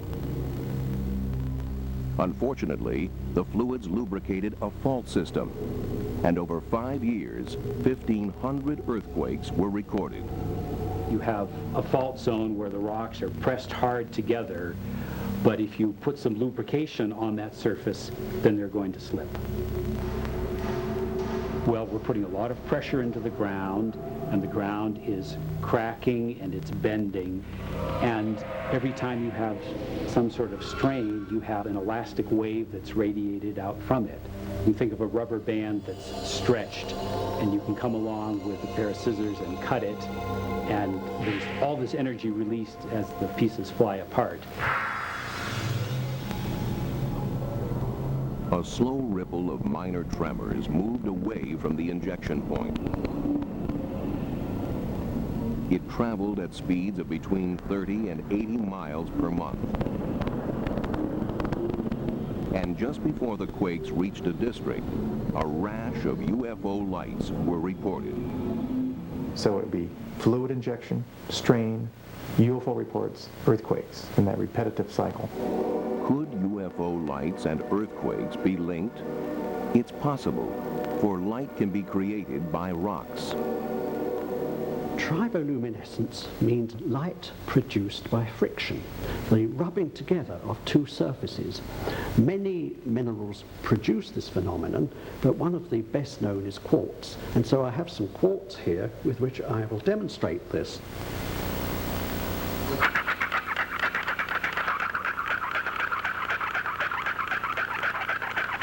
This is the first ever film of the release of triboluminescent energy by rocks. There is another possibility. When the Earth moves, the enormous forces crush the crystals that form the rocks. Pulverizing crystals with pressure can release light. Piezoelectrics literally means pressure electricity, and when we stress or scratch or compress rock crystals such as quartz, it is found that there is a generation of charge within the crystal, and sometimes this can lead to the evolution of light, tiny sparks and flashes within the crystal itself. Alan Mills can demonstrate this by crushing almost any crystal, in this case, sugar cubes. Crushing rock under much greater pressure in an earthquake zone will do the same.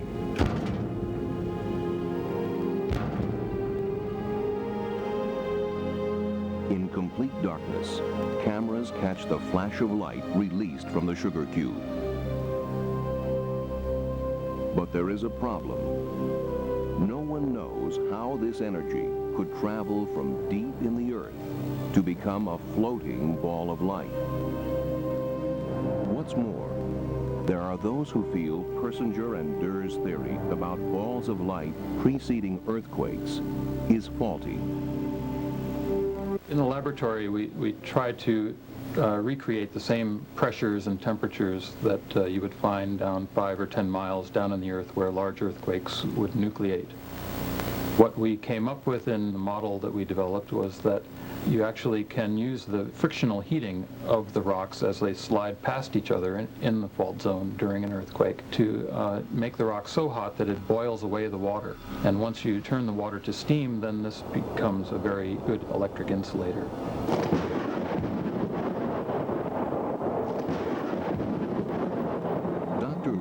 Says that this steam stores electric charges, like a lightning storm underground. The fault zone itself provides a conduit for the electric charge then to come right up to the Earth's surface.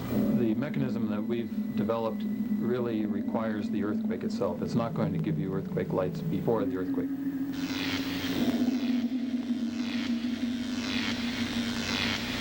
If lights are linked to tremors before or after, does this explain the UFOs seen at Yakima? Persinger and Durr found that the lights do appear above local fault lines. This is per month. The faces, there we go. These are UFO reports along one direction. A series coming in the other direction, and then a quake should be predictable right in the center. There it is, the asterisk. We found that these balls of light would suddenly become more intense and more frequent during the same months when there was an increase in earthquake activity in the vicinity of the reservation. We also found something else out, that whatever triggers these processes are pretty subtle. We found that if the strain was present and about ready to produce an earthquake, balls of light, called UFO reports, were common. But if there was a sudden geomagnetic impact, a massive increase from geomagnetic activity, then the phenomenon was more intense. An increase in our geomagnetic activity can be caused by the solar wind, a stream of charged particles that blows off the sun. When that wind hits us, the Earth's magnetic field is distorted. Professor Persinger suspects that when the wind blows, we also get balls of light and reports of UFO sightings. It's the most memorable vacation of your life, so don't just go anywhere. Let the Travel Channel take you to the hottest spots to honeymoon. We're counting down the world's most romantic places: Hawaii, the honeymoon state; Bali, an island of magical beauty; San Ysidro Ranch, the honeymoon haven of that famous first couple; and of course, Paris, the city of lights and love. Honeymoon Hotspots, tomorrow night starting at 9 on the Travel Channel. 1920 Chicago. On South Prairie Avenue lived the Browns. That's what the neighbors thought. Al Capone used this alias so his family wouldn't be snubbed. Travel Channel Secrets, Monday and Tuesday nights at 9. When the kids moved out, the Knapps were ready to make a move of their own. That's where a Prudential real estate professional came in, with expert guidance, smart technology, and worldwide exposure for their home. Tap the strength of the rock in real estate. Miss Cleo is for real. You know he's been in jail, right? Yes. Mm-hmm. You know that too? Yeah, I can see it. Wait, Jeff, no. May I just pull it out to the Airbnb? Oh my God. Okay, keep on. Come on, come on. She saw things that they wanted her to see, that they didn't want her to see, that was going to happen. Who is the gentleman?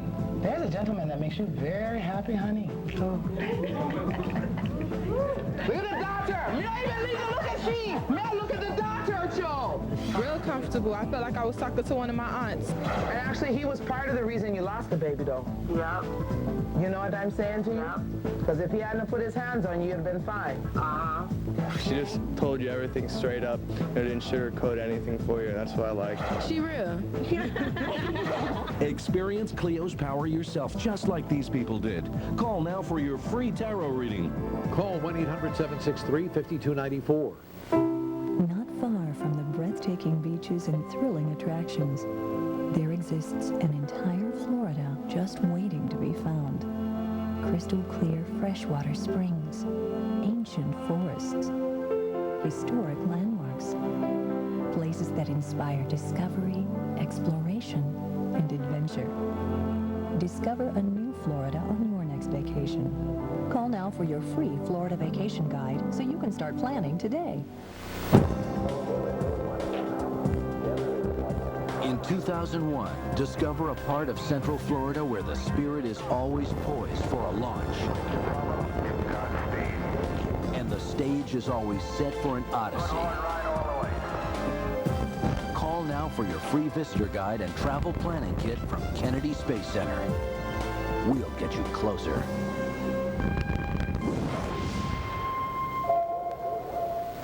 If you like your world's best a little on the ancient side, turn back the clock and hold on. Because we're checking out the cultures time forgot. Talk about a blast from the past. Then, say hello to the oldest structures on the planet. From the Great Wall of China to the Great Pyramids of Egypt. It's civilization at its best. Top 10 Ancient Cultures and Top 10 Ancient Sites. Wednesday starting at 9 on the Travel Channel. We're back with more Travel Channel Presents.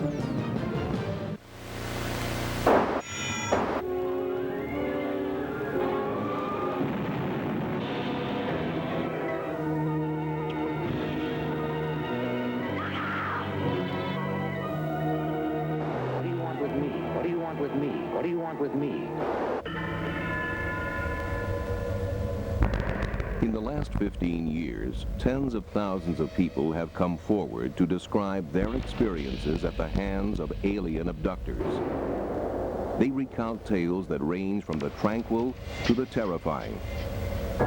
Messages of goodwill, horrific medical examinations, and the removal of fetuses and hybrid babies.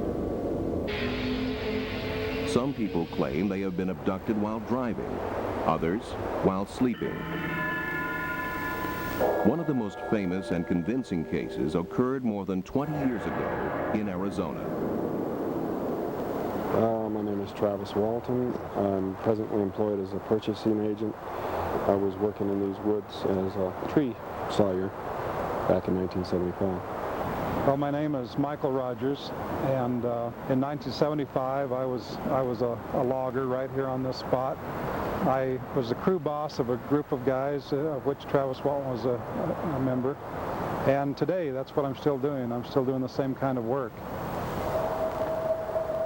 We just finished up, loaded our chainsaws and stuff in the back of the truck when we spotted a strange light coming through the trees. Just light coming through the trees. The longer I looked, the stranger it was. One of the guys in the back yelled out, "It's a spaceship." Travis jumped out of the truck to go get a closer look at it. As I hurried towards it, I noticed that it wasn't moving away. It was a large glowing object, a disc-shaped object, a UFO. A disc, a metallic disc hovering there less than 100 feet away. The color of the object itself was sort of a golden color, like the color of metal out of a blast furnace, you know, the color of steel. You know, this was not some little hazy ball of glowing gas off in the distance. This was, I mean, it was a clearly defined mechanical object. It just struck me as being quite perfect and quite beautiful. But it kind of had a sort of a rumbling sort of effect. It kind of like shook you inside, had power to it. It was kind of like almost below the threshold of hearing. One point there where the thing started moving and started making more noise, and it started wobbling and it kind of raised up. And the guys in the truck were yelling, "Will you stop? What are you doing?" You know, and get away from there and all this stuff. And this thing by this time was making a lot of strange sounds. And so I was having second thoughts about what I was doing. He crouched down behind a log. I just dove for cover. You could see the truck shaking, and I could feel it through the steering wheel. It was just shaking like this. And that's when things got really hairy. I made up my mind right then, I'm getting out of here. And so I raised up to go.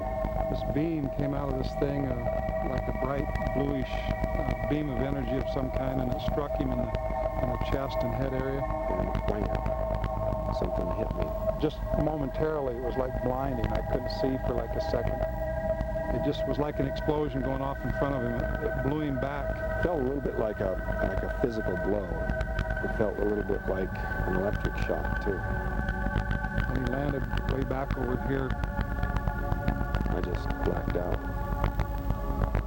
And that's when I hit the gas. We realized that we had left Travis here. He was probably hurt. From every appearance, he was hurt. If he wasn't dead, he was certainly hurt. We all got out of the truck at one point and kept discussing about it, kept looking back over here and talking. And after, I don't know, 10 or 15 minutes of this conversation, we finally decided we better go back. I regained consciousness very slowly. I was kind of in and out. I didn't know where I was. I was very disoriented. I was in and out. I eventually kind of remembered what had happened, you know, walking up to the object and being hit by something. So I kind of surmised that I had been hurt and that they had taken me to a hospital, and that's where I was.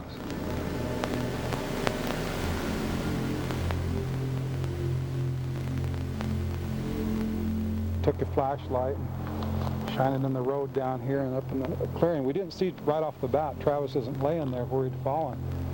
He wasn't there.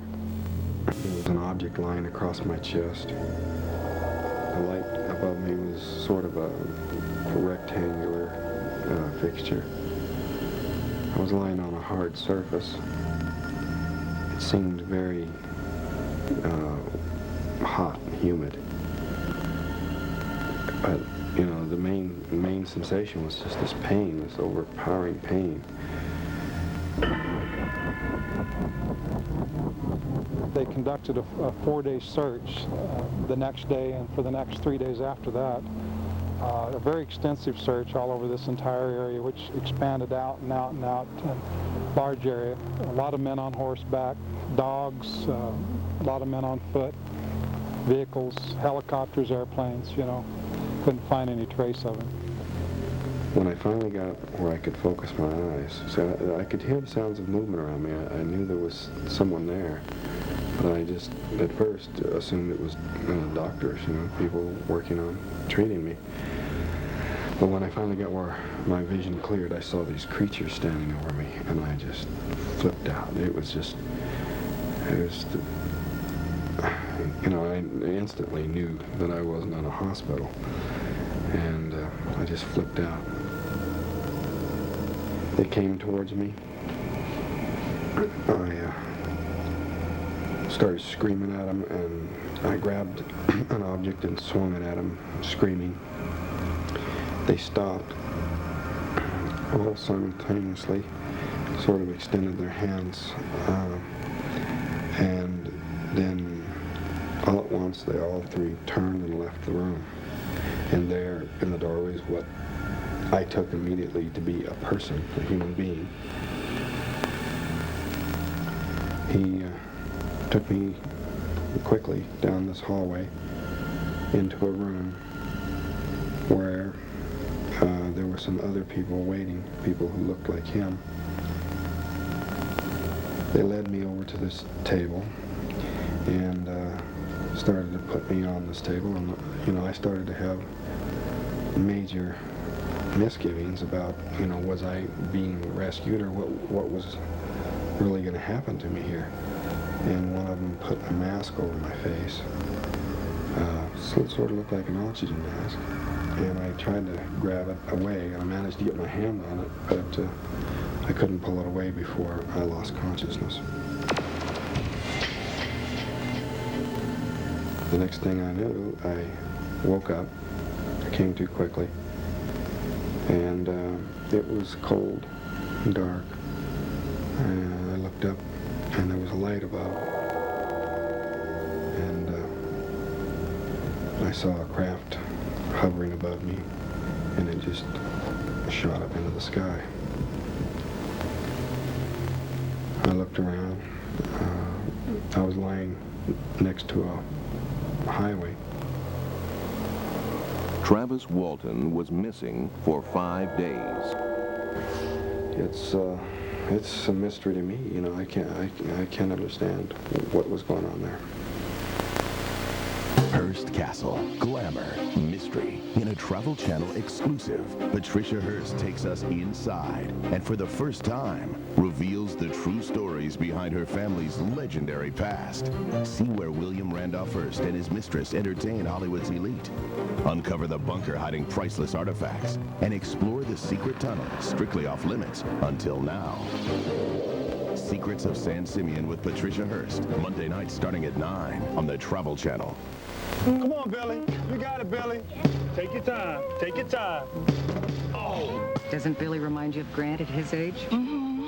He's got the height. He's going to be over 6 foot. Yeah. All net. Told you. I told you. Billy, go. Yes! Oh. I think we should be considering an agent. Oh, yeah. Agent? What Billy needs is a really good retirement plan. TD Waterhouse provides the online tools to help you plan your retirement and real people you can actually talk to. How easy is this?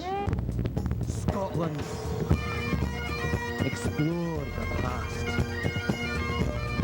Glimpse the future. For your free Scotland vacation planner, call 1-800-969-SCOT. Hold on. Meet my new friend Simon. Digital camera. Could have bought it online for $369, $349, or $329. $329? Where? Log on to My Simon and compare the best prices from around the web. Hey, cashmere sweater, $188? I know a place that sells it for $98. You're kidding. MySimon.com. People have a right to know. Hey, flea collar, $4.99. Sprint introduces its newest block of talk. Sprint 500 anytime. 500 minutes of state-to-state long distance for just $25 a month. Your block of talk, ma'am. Use it anytime you like. All this talk for just $25? I'm so excited. 24 hours a day, 7 days a week. The block of talk is here! Every home needs a block. It's the smarter way to talk. For fast delivery, just call 1-800-PIN-DROP.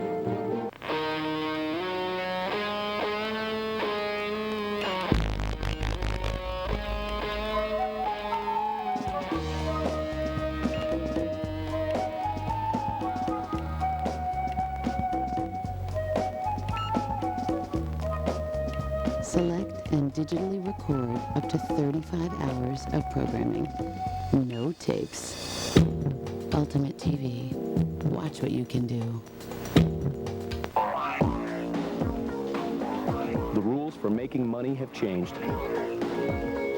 Pinstripes, wingtips, that's not how it works anymore. Anybody can be the next big wheel, as long as they put their money in a better place. Welcome to the new Old Boys Club. Less old, less boys. Morgan Stanley, move your money, get well connected. We're back with more Travel Channel Presents. What makes abductions hard to dismiss is the close similarity of the experiences described. Even from the very earliest UFO reports, people noticed that there were considerable similarities in the stories. What I found from this comparative study was that there were a great deal of similarity in the stories. Most start out with a capture, go to examination, and on very rare occasions, a kind of spiritual experience. There's also a great deal of similarity in the content, the description of the beings, the description of the ship itself, the feelings and sensations and strange effects that people report. These are all extremely similar from one story to another. The sequence of events staying so regular is quite peculiar, given the fact that these are lengthy stories, they're quite bizarre. They would be excellent opportunities for people to simply rearrange some of the episodes or some of the events within an episode, but that very seldom ever happens. Abductees report that their alien kidnappers come from various star systems and distant suns. They include the Pleiades, Betelgeuse, Barnard Star, and Zeta Reticuli. They are all light years from Earth, and no signs of life have been found emanating from them. I have, in my opinion, definitely had contact with something non-human, independent, very smart, and it appears to have a great concern for my soul personally. But when you get abducted, as it's called, and put on a table and reduced to nothing more than a piece of flesh, and you have needles put in you and you're scared to death, it really gets your attention. What I'm doing here is I'm illustrating various scenes that are going to be in a film that I'm producing about the so-called abduction phenomenon, or as I like to call it, the visitor phenomenon. It has a less threatening sort of connotation to it. So I've been doing sort of accurate portrayals of the way the beings are actually seen, and these beings you see here are actually based on information that I obtained from working with a hypnotherapist about 4 years ago.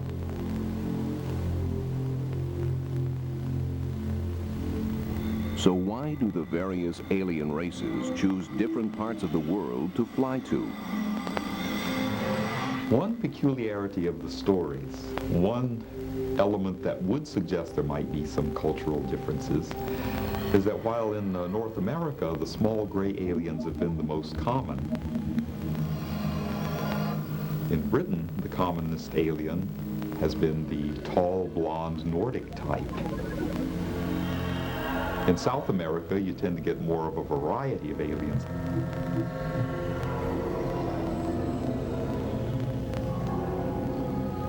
But could these images be generated solely by the mind? The brain is an electromagnetic organ where there are billions of electrical pulses every second. If something interferes with those signals, all kinds of strange things can occur. Michael Persinger suspects there may be a link between reports of abductions and his theories on the UFO balls of light phenomenon.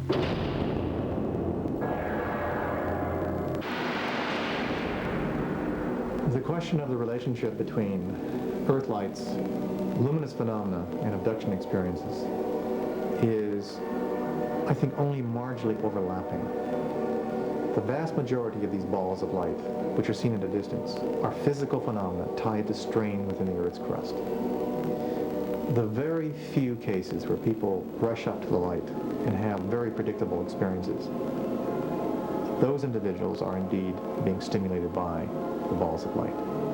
But the recent case of the abduction phenomenon, where allegedly millions of people have been visited in their bedrooms, it is much more a neuroscience problem than a geophysical one.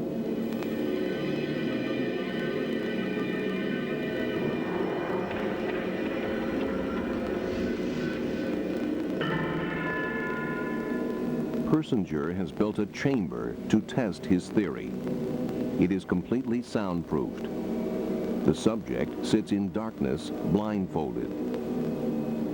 A weak magnetic field is generated in a special helmet. A computer controls the field.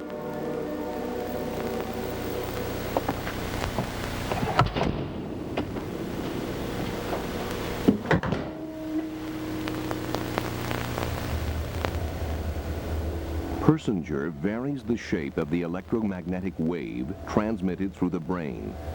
It generates different types of mystical experiences.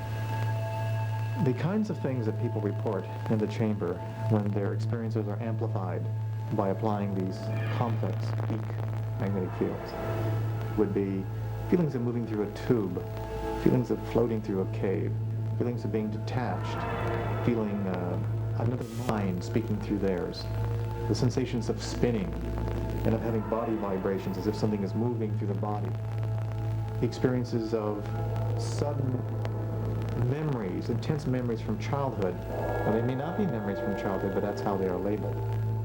Sometimes we have had cases where a person feels that they may be dying and they can see the white light. And we can produce that with a certain kind of magnetic field pattern. These experiences are probably very common. Probably of the 6 billion brains that exist on this planet, the majority of us have had something like that. But we have culture that tells us how to explain it. So if you're in a laboratory with people you trust, then the experience of a sense of presence, even if it's immersive and frightening, will be looked at in that context.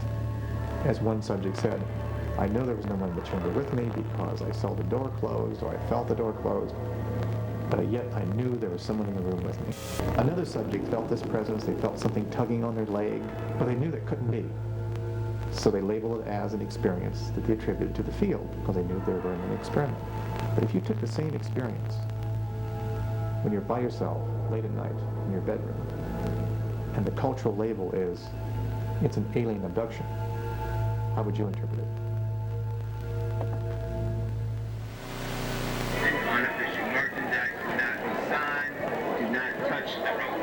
Man, we're such big fans. Yeah, big fans. You know, we were there in March when you just ripped Dark Cat. Yeah, you guys, Dark Cat. Boom! Yeah. Hero. I think you're awesome.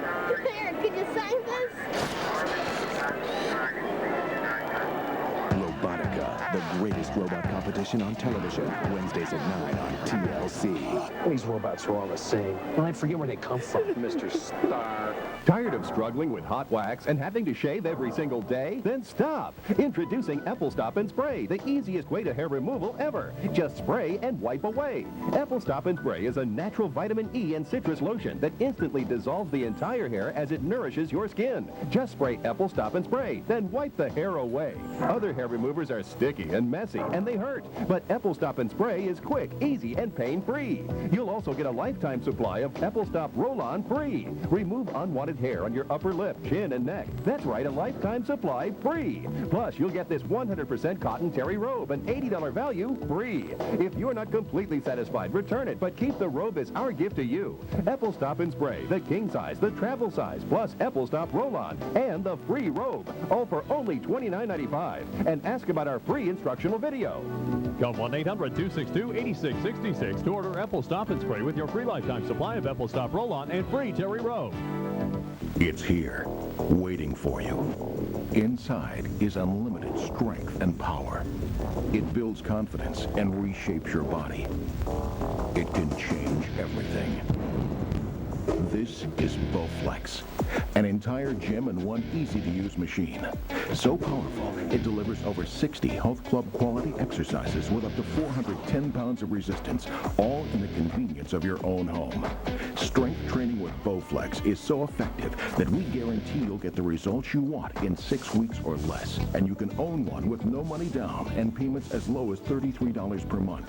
Bowflex is real. The results are real. The question is, are you ready for Bowflex?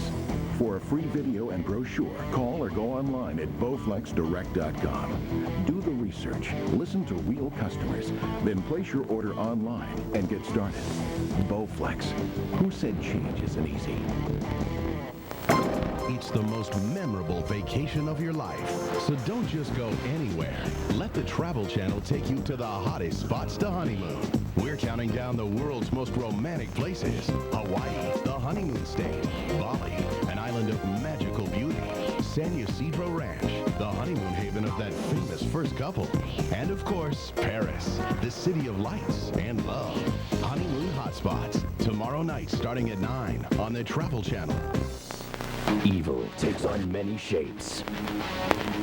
This month on Direct Ticket Pay-Per-View, suddenly your life disappears. There's someone in my house, and it's not me. Arnold Schwarzenegger fights back. You cloned the wrong man. On the 6th day, whatever you do is going to come back at you threefold. The witch is in the woods. Book of Shadows, Blair Witch 2. They're the worst. It's not a game anymore.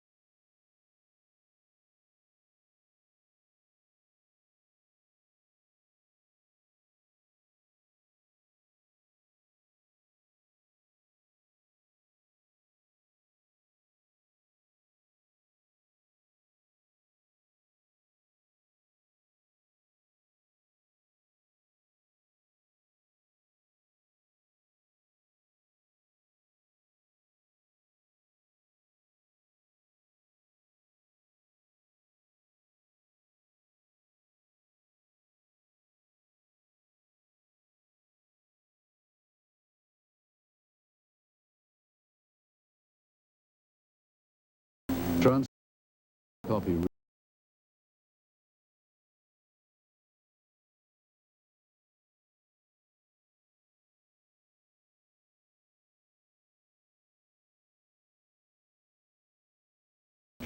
and soon completely disappeared. After its disappearance, there was a deafening explosion. And in typical Soviet fashion, the place at the grain storage unit number 27. The explosion was caused by employees who had violated the safety code, resulting in a charge of negligence. He was sentenced to restitution of the material losses suffered by the state. What helps make the account in Vereshchagin's book so compelling is the existence of several reels of film which seem to back up the story. While rumors of such film first began circulating some years ago, it was not until Vereshchagin led us to the black market dealer in possession of these materials that we got our first look at what could be remarkable new evidence. If this film indeed corresponds with Vereshchagin's story, what we are looking at is the scene of the crash site in Pereyaslawski, as viewed by a camera on top of a military truck. The focal point of this scene is here, and indeed appears to be a disc embedded in the ground. Here we see soldiers exiting the truck, led by a captain. The troops are met by another officer, this one a major, and then they join other soldiers and officers already on the scene. This footage is one of 4 reels of film acquired during our investigation. Coming up next, this incredible footage subjected to further analysis, when we return right after this. Tuesday Declassified is sponsored by Advil. Doctors nationwide recommend Advil for strong, long-lasting relief. No more biking for you. Boy, it's the moment of choice. Tylenol or Advil? Doctors nationwide choose Advil most for strains and sprains. Advil gives you longer-lasting relief than Tylenol on tough muscle pain. Advance to Advil. Di Serrano sour, Di Serrano martini. Di Serrano on the rocks. Di Serrano on the rocks. Coming up. Di Serrano's warm and sensual taste makes you wish it would never end.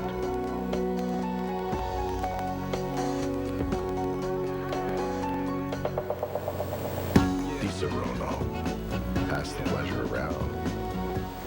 40 years ago, a groundbreaking character brought comic book fantasy to a whole new level. This Friday, visionary director Ang Lee takes blockbuster filmmaking into a brave new world, and there is no going back. My Bruce. 2 thumbs up. The Hulk. Rated PG-13. Starts Friday. Here's to making every day a little more colorful. Crystal Light, 14 refreshing flavors, just 5 calories. Enjoy life one sip at a time. If you're one of the millions of Americans who's searching for a way to get back into the rhythm of life, maybe it's time you ask your doctor about Ambien, or call toll-free 1-877-9-AMBIEN. The man on the left paid $8 for a chicken strips meal at a casual dining restaurant. This man paid just $4 for the KFC Crispy Strips meal with 3 all-white meat crispy strips, choice of 2 sides and a biscuit. $8 or 4? What should I do with the $4 I saved?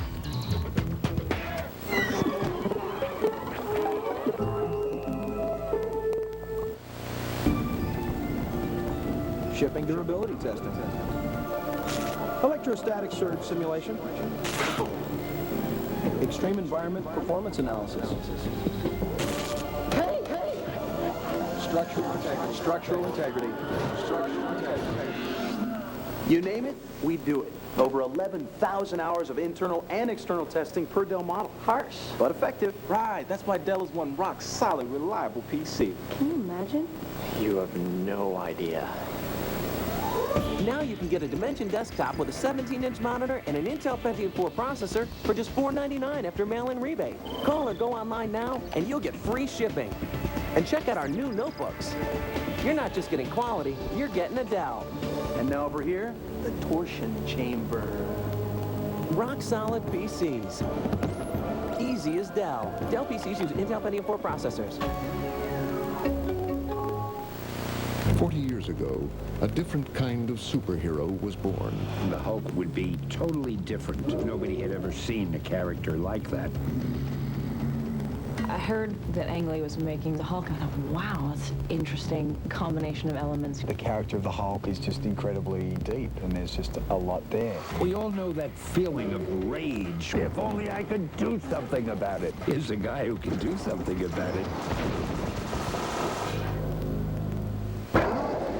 Sci-fi takes you inside the Hulk. Exclusive footage, exclusive interviews, exclusive news special. The Hulk, The Lowdown, premieres this Wednesday at 10. Only on Sci-Fi. Tonight on Tuesday Declassified at 9, UFO Chronicles, and at 10, UFOs, 50 Years of Denial. The two groups that have, without question, been exchanging information freely are the Russian and Western ufologists. It's with a sense of full cooperation that much of the formerly sensitive information has surfaced.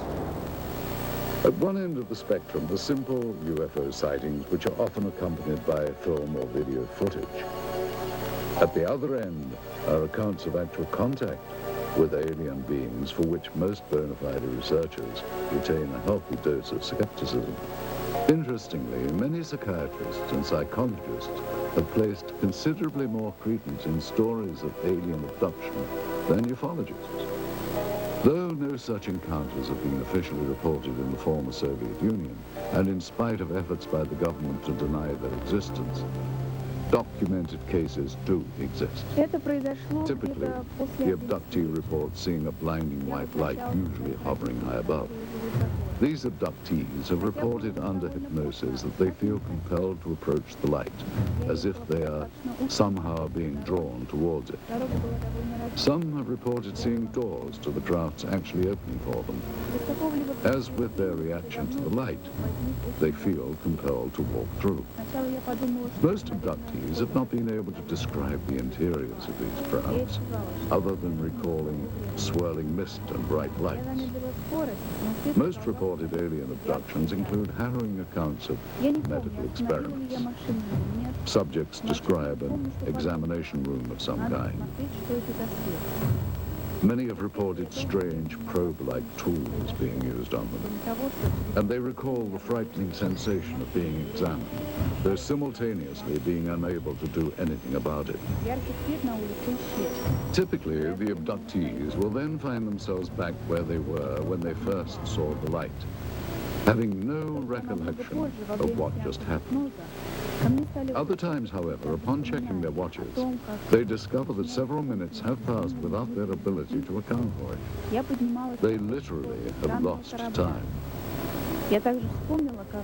Many abductees have their memories triggered by a mark found on their bodies, the kind they would associate with a needle or some other medical instrument. And not surprisingly, no such report has ever been verified 100%. And yet these stories continue to proliferate. Are these people really being abducted by aliens, or, as some now claim, by members of a secret government agency? The austere building behind me once housed what was undoubtedly the world's largest and most feared intelligence agency. Why would the KGB be so interested in what many consider to be science fiction? From the beginning of the communist era, the Soviet leaders relied on a strong secret police to act as watchdog and often executioner for their rule. This was not a new concept for Russia. During the rule of Tsar Nicholas, the secret police was everywhere, its agents spying on everyone. There were agents watching every train station, hotel, and theater. Shortly after the Russian Revolution, the first Soviet government approved the creation of their own secret police, it soon became a powerful mainstay of the Soviet system. After the death of Stalin in 1953, the secret police became known as the Committee for State Security, or KGB. As the Cold War heightened under Khrushchev, this was also the era that bolstered the growth of the KGB's image as an international spy agency. Foreign espionage was at its height. According to Western authorities, the KGB managed to infiltrate every major Western intelligence service. During the height of its existence, the KGB was the largest secret police and espionage force in the history of the planet, with more than 300,000 agents. Its body consisted of 17 separate units charged with such concerns as counterintelligence, foreign espionage, and internal security. The division known as the Scientific and Technical Directorate was the unit responsible for the acquisition of top-secret technological information and materials, including those not originating on Earth. The government body that had the most interest in anomalous activity was very possibly the Soviet military. Did high-ranking officers of the Russian armed forces really believe they could gain a military advantage from UFOs?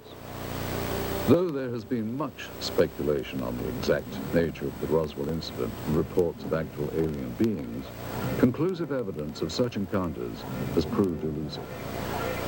In 1997, the U.S. Air Force issued a follow-up to its earlier Roswell report, which they subtitled Case Closed. They tried to account for the stories of aliens by suggesting these were simply crash test dummies misidentified. So it was with a sense of both excitement and caution that we examined the footage recently recovered in Russia. This reel contains images of what appears to be a scientific or medical examination of organic body parts. The individuals seen here appear to be forensic pathologists or biological research scientists. Speaking in Russian, they are seen inspecting the specimen, the leader of the procedure describing his actions and the measurements they are taking. After several minutes of this, there is a change in camera angles.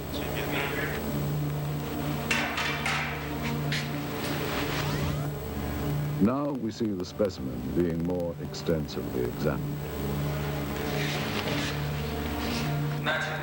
Придерживайте инструмент.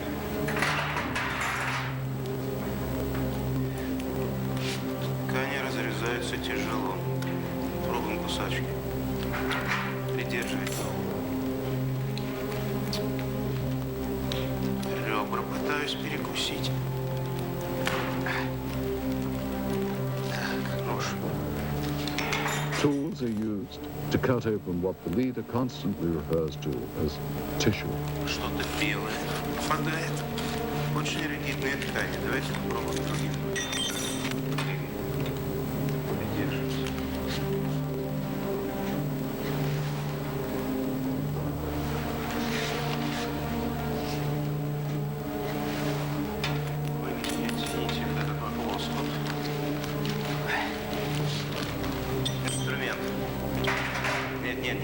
He also describes parts that are removed as resembling various organs. Записывайте. Достаем внутренние органы, надрезаем похожую на клетчатку внутреннюю ткань. The camera angle changes again. And finally, the scientists are seen posing for the camera, holding up various samples of the dissection. If this footage is authentic, it represents one of the greatest scientific discoveries of all time. One must wonder where this film was shot and what happened to the specimen seen. If this is footage of a genuine scientific examination, what happened to the results? What did the Soviets learn, and what have they done with that knowledge? Did agents of the KGB have reason to keep this secret for so many years? Certainly there are more questions here than answers. Coming up next, There was an indication that they had recovered something near Sverdlovsk, and they were keeping it very, very secret. When we return right after this. Welcome to Perfection, Nevada, a small town with a big problem. There's a monster on the loose! Let's move! I don't know how you guys put up with it. Day in, day out. Not in my valley, you don't. We go through this every day. That's perfection. Tremors, a series, and it's new time Fridays at 8 starting this Friday on Sci-Fi. Possibilities for disaster boggle the mind.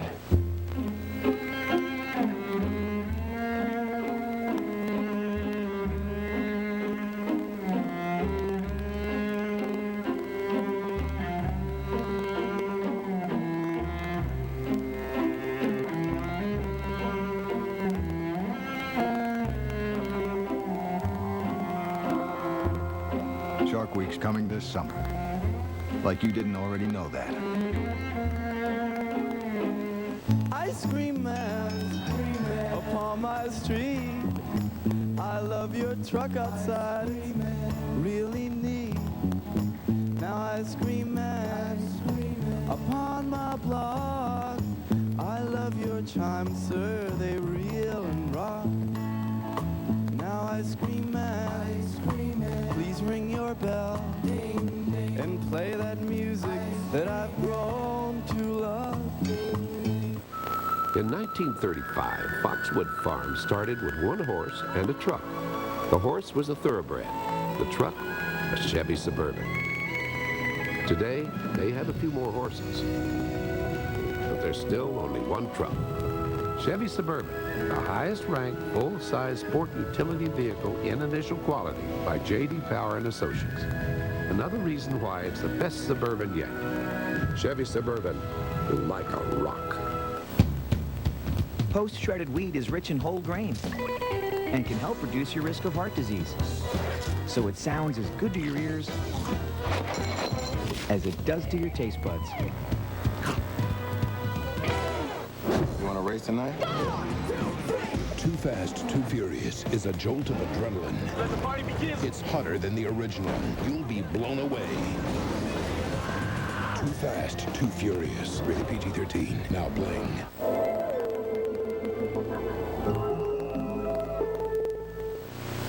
.600? When's the most important Russian incident in terms of known crash recovered materials is the Dalnogorsk occurrence. Antonio Jimenez agrees. It's the best documented crash because we do have the fragments. They have been analyzed. It was a small probe. It was not kind of a big object, but something crashed on a hill in Dalnogorsk in January of 1986. Witnesses described the object as a sphere of light streaking across the Pacific region north of Vladivostok. Investigators later recovered materials including balls of lead and iron, bits of glass and a fine mesh netting, all of which were tested and are proven to be highly enigmatic.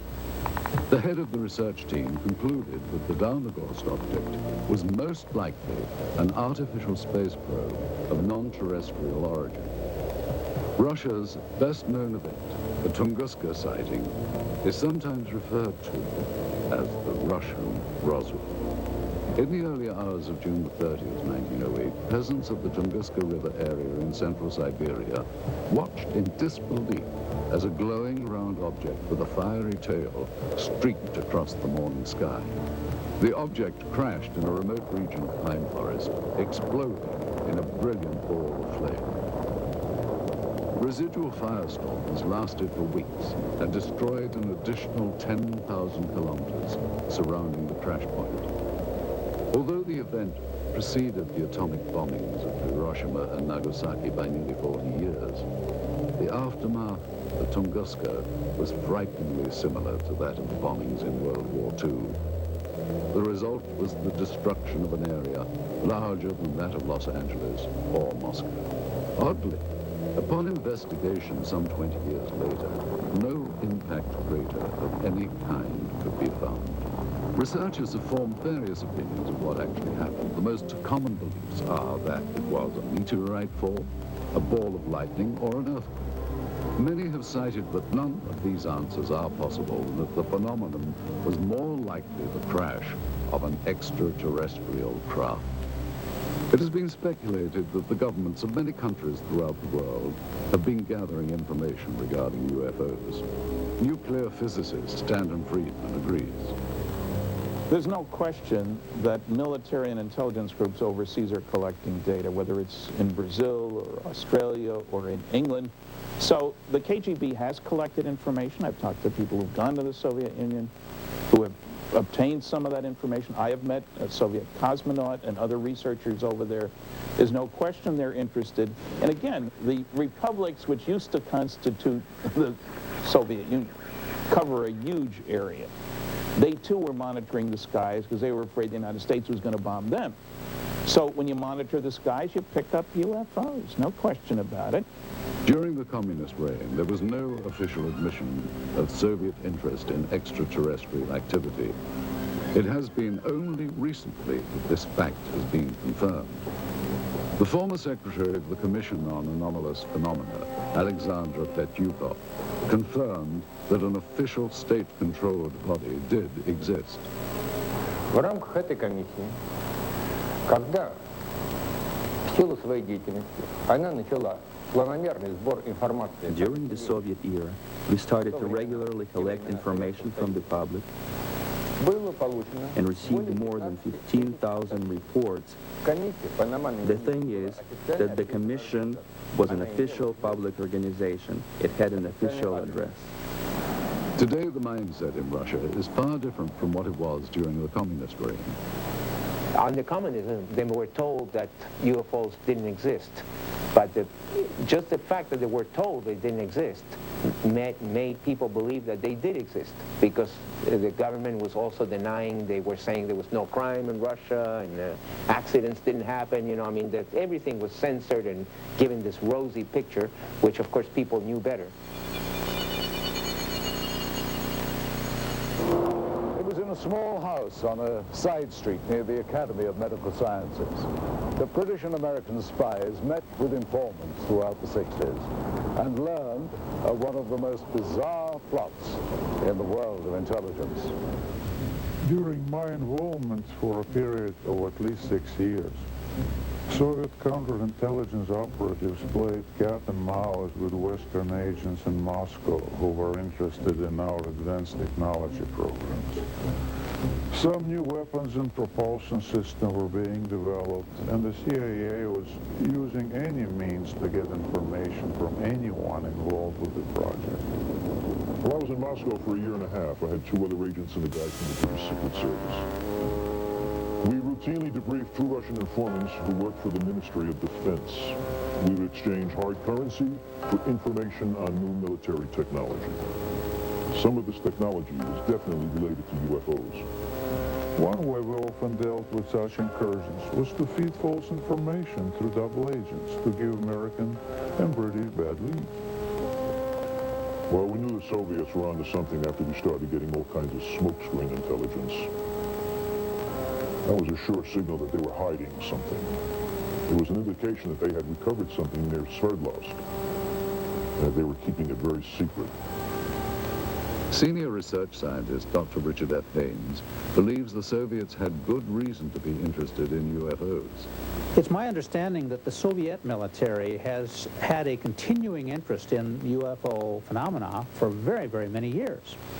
And the reason being that their air traffic controllers, their radar sites, their military pilots had been reporting things, just as ours had, and they had no explanation for them. And so the first possible explanation would be that it's a foreign nation test or espionage or something like that of a military nature. And if you're in the military yourself, then you take that very seriously and you explore it.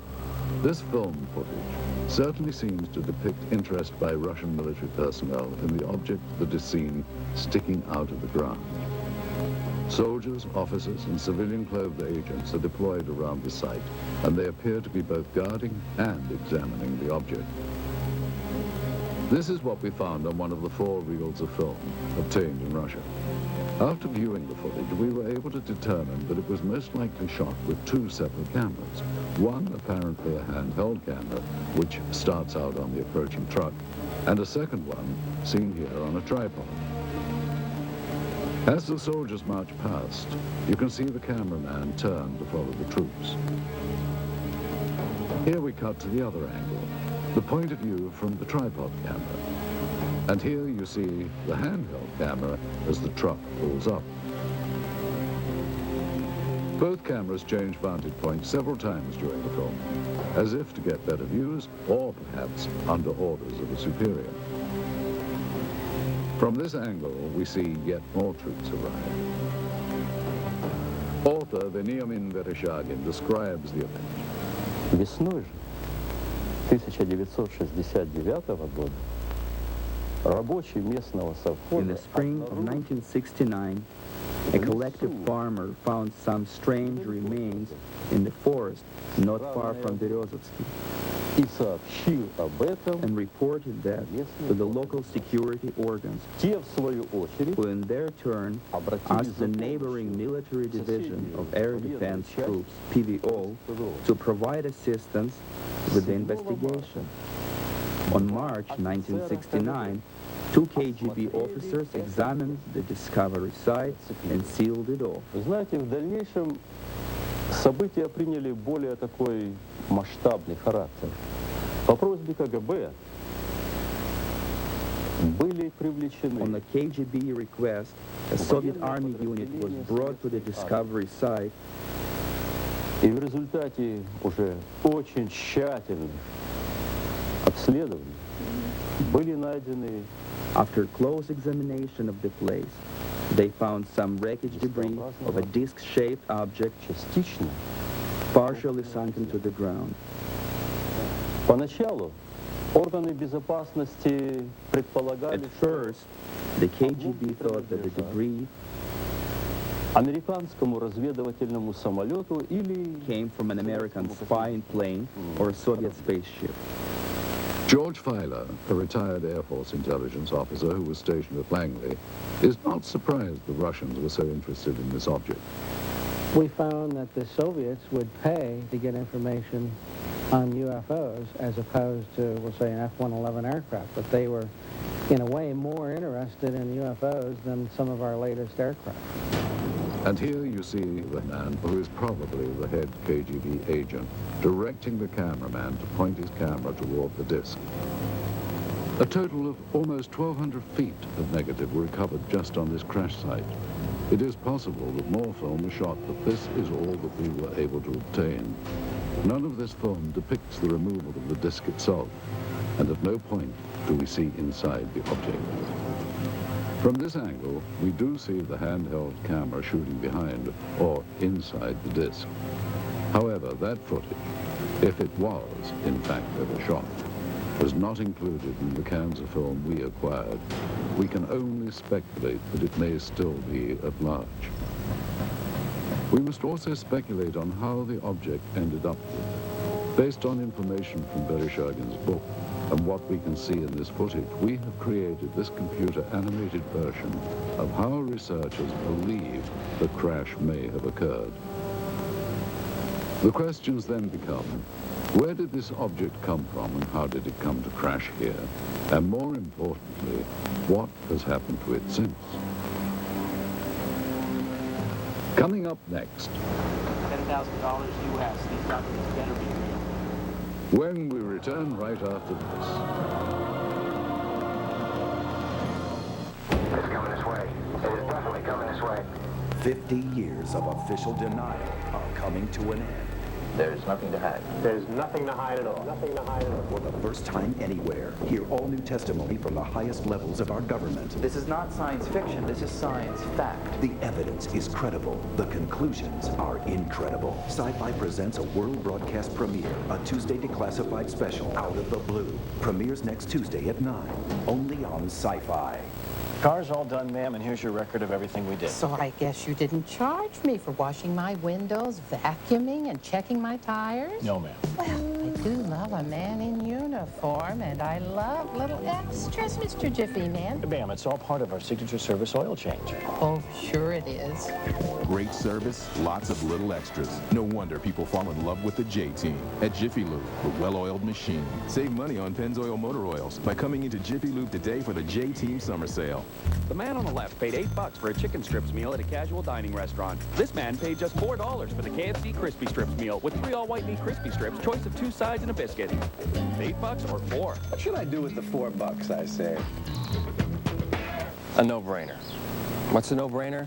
Everyone knows what a no-brainer is. You don't have to think about it. It's just that good. Now you can call anyone in America for 3 cents a minute and 39 cents to connect. And that 3 cents gets you Canada and Western Europe, too. Just dial 1010-987. Nothing to commit to. Just use it when you need it. Hey, what's to think about? 1010-987. A rate this low never went so far. When you're an Orkin man, you get asked a lot of questions.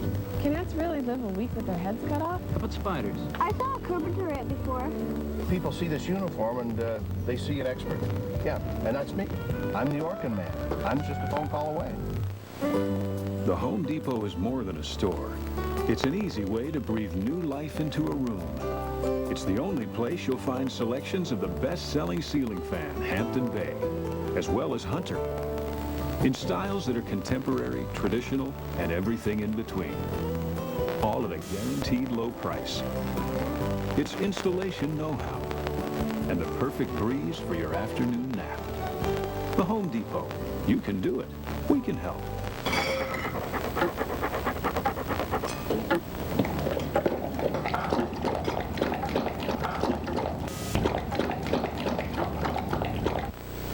A1 steak sauce. Yeah, it's that important. 8 out of 9 Toyota cars get over 30 miles per gallon.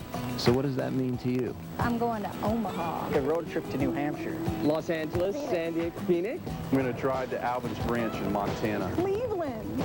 With so many fuel-efficient cars, like the Prius Hybrid, you can drive anywhere in a Toyota. One more thought, don't forget the map. No maps. Value begins with Toyota quality.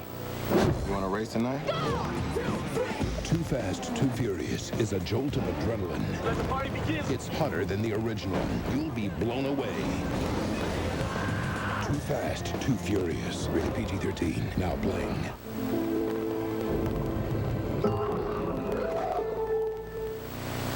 You know why I'm here? 2 families killed a month apart in their homes. Now playing on pay-per-view is the story that started it all. I think we have a better chance to catch him if you help. Red Dragon. I think I should go back to Black. This spy begins to interest me. Plus, you'll see Red Dragon behind-the-scenes material. Lecter gave me your home address. Hi. I'm a friend of your father's. Red Dragon. Now playing on pay-per-view. Many items never before available to Russians are finding their way to store shelves. Some point to this as evidence of a new prosperity. Others claim that this only fosters greed, not seen during the Soviet era. They say that everything is for sale in the new Russia, including state secrets and the spies who kept them. And I'm sure that this happened because I remember in 1991, 1992, there has been a lot of talk about the KGB files. It's quite possible that the files, some of the files, had been sold to the highest bidder. What is now modern-day Russia was once the core republic of the Soviet Union. Prior to its breakup in 1992, the USSR was the world's largest country, stretching from Eastern Europe into Asia. In addition, the USSR had direct control over the Eastern European countries of Romania, Bulgaria, Hungary, Czechoslovakia, Poland, and East Germany. The boundary of these countries was for years referred to as the Iron Curtain. For decades, its military power influenced events throughout the globe. The single most important event in Russian history was the Revolution of 1917. The Bolsheviks changed the country from a monarchy to the world's first communist state. In the late 1920s, Joseph Stalin transformed the country even more by regimenting every aspect of daily life and still managed to brutally stomp out his opposition. While the USSR was allied with the West during World War II, the years after the war ushered in an era of mistrust that came to be known as the Cold War. This new relationship chilled ever further in August of 1949, when the Soviets exploded their first atomic weapon. The Western powers, including the United States, viewed the USSR as the world's greatest threat. In its ongoing competition with the West, Russia's greatest victory occurred in 1957 under the leadership of Nikita Khrushchev. It was the beginning of the space age. As the first nation into space, it's not surprising that in the years to follow, the Soviets would become increasingly curious about extraterrestrial life existing in our galaxy. Despite their early victory in the space race, back at home, the standard of living in the country's lacking economy weighed heavy on the minds of the Soviet citizens.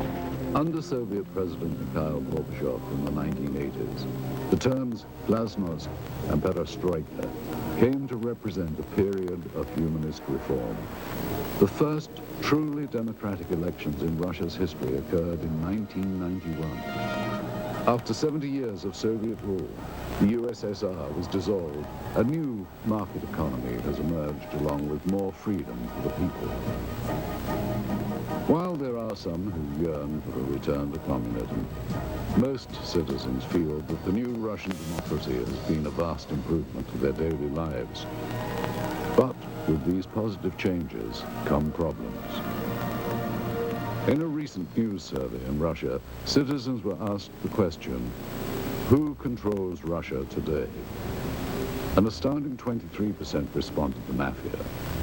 Renowned Russian writer and Nobel laureate Alexander Solzhenitsyn wrote, Russia's economic chaos is the result of nearly criminal reforms that have created a new class of mafia capitalists.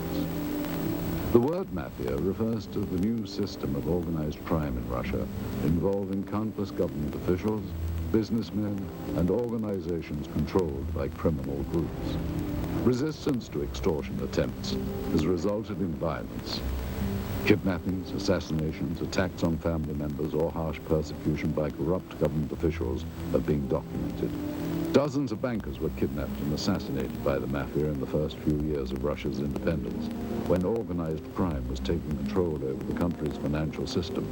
Having eliminated its rivals in such a brutal manner, the Russian mafia is now in a position of great power. What the future holds for the Russian Republic is uncertain. What is certain is that in the next Russian elections in the year 2000, the interests of big business and those with money will be well represented, and undoubtedly so will organized crime. Mafiocracy, as it has been called, might become the totalitarianism of the new millennium. With the collapse of the Soviet Union, many changes have come to Moscow and the rest of Russia. Gone is communism and the strict controls that once governed daily life here. Please understand, Russia has always been a secret society. Just recently, we found out that the secret police had kept records on UFO phenomena, and some of them had been released only recently. Some, not all, coming to light now. Case in point, the intriguing film footage we had acquired. Proof, some say, of alien visitation. Being that this material is of such sensational nature, we had many questions regarding its history. Little information was provided us by the black market dealer from whom the film was purchased. It is likely that such materials were kept stored in a holding facility, a vault located beneath KGB headquarters perhaps, reserved only for those with the highest level of security clearance. Kept safe in underground storage for decades, the film was probably only handled by a select few who would have known of its existence. After the collapse of the Soviet system, there was a transitional period marked by confusion. Accountability to the old regime dwindled, and closely guarded property lay vulnerable to the changes sweeping through the crumbling Union. Those with connections under the old regime found themselves perfectly positioned to exploit the situation. There was a lot of chaos when the Soviet Union, disintegrated. In my opinion, at that time, it was very easy for an, agent with brains to get his hands on such files and sell them here.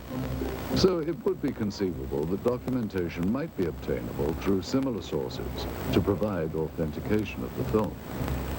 Though most leads proved to be ultimately unproductive, we found that with perseverance, money, and a bit of luck, it is possible to acquire classified Soviet documents. Using a hidden camera, we recorded numerous meetings over a period of months in which we attempted to obtain relevant materials. This transaction between one of our Moscow contacts, an interpreter, and a local black market dealer proved to be one of the more successful ventures. The location of this meeting is a textile factory in the Sokolniki district of Moscow. This office is that of the Russian entrepreneur who owns the plant and is used for both legitimate and illegal business.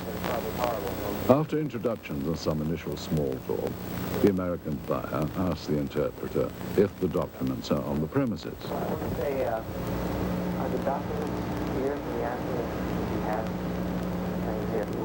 Вон Бакер спрашивает, документы у вас с собой? Юра, ты мне задал сложную задачу. Достать такого рода документы было очень просто. Я понимаю, именно поэтому мы обратились к вам, потому что Федор очень рекомендовал вас там выступить. Конечно, я знаю нужных людей, знаю, как достать такие документы, но это было совсем небезопасно. What's his out here? Hold on. Мы ценим это очень, и именно поэтому мы обратились к вам. Хорошо, поработаем. The businessman tells him that he has had difficulty in obtaining the documents and the price has gone up. He is told that it is impossible to come up with any additional money. Да, мы договорились. Ты должен понять, что достать такого рода документацию это совсем небезопасно. Не, я понимаю, we only have 10,000. Да, у нас только 10 тысяч, понимаешь? В этой сумме? Ну, не знаю, не знаю. Мы договаривались с вами первоначально. Да, мы договаривались, но... I mean, I can't go out and... Это очень сложно, кстати. Нет, я должен это понимать. Я понимаю, Дмитрий, я отлично понимаю, но вы понимаете, здесь вот в данный момент находится только 10 тысяч. Мы не можем сейчас найти где-то еще вдруг не стало ничего. 5 тысяч. After consultation with his associate, the seller finally agrees to honor the original price. Давай, бабки, ладно. The files are then removed from a safe and given to the interpreter to inspect.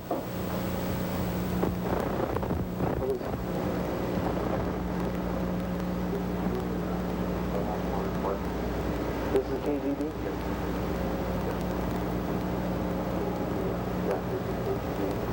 This is some report about extremely deadlock. Does this look... Do you think this is... Он просто хочет убедиться, что документы подлинные. Конечно, official KGB documents. After inspection of the documents and a cursory verification of their authenticity, the transaction is completed. Okay, well, we should pay Mr. Chevron and... Money changes hands, and what was once property of the state now becomes much sought-after evidence for UFO researchers. What made this transaction so successful was that among the pile of documents acquired, several were extremely enlightening, including a top-secret KGB report on Operation Sverdlovsk Midget and a request for military assistance from the Soviet Ministry of Defense. Coming up next. From the intelligence that our unit was able to obtain, they recovered at least one portion of a former crash site over the Soviet Union. When we return right after this. Sci-fi takes you inside the Hulk. Exclusive footage. Exclusive interviews. Exclusive news special. The Hulk, The Lowdown. Premieres this Wednesday at 10. Only on Sci-Fi. Something inside drives you to outperform. Have you seen the hottest Wednesday Declassified at 9, UFO Chronicles, and at 10, UFOs, 50 Years of Denial. While the ability of Western governments to keep secrets is hotly debated, one thing seems certain. Behind the Iron Curtain, secrecy was standard operating procedure. Here, under the Soviets, freedom of the press and government accountability to the public were virtually non-existent. Many believe that the American government has had more than a casual interest in the possibility of extraterrestrial presence since early in the 20th century. Certainly since reports of flying discs in Roswell, New Mexico in the late 1940s, U.S. Defense Department and intelligence community involvement in the investigation of UFOs has been documented. Aside from the former Project Blue Book and 2 recent Air Force reports attempting to close the case on Roswell, there has been little made public by the government regarding its interest in UFOs. One organization that apparently did study UFOs was the Central Intelligence Agency. Since the Cold War era, it has been alleged that the CIA has actively sought after, on a priority level, the acquisition of any Soviet information that relates to alien contact and technology. One person who confirmed such allegations is this man. An agent with the CIA for 6 years, his area of expertise was Russian interest in anomalous activity. Though now employed in the private sector as a security analyst, he has asked not to be identified due to the sensitive nature of both his former status and his current position. I joined the CIA in 1989, straight out of college.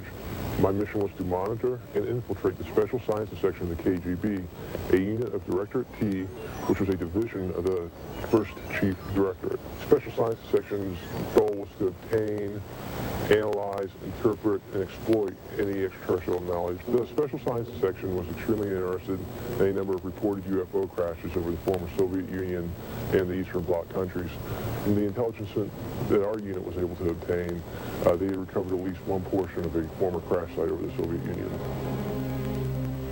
This former agent was able to confirm interest not only in the 1968 crash near Berezovsky, but in other Soviet attempts to recover UFO documentation and technology.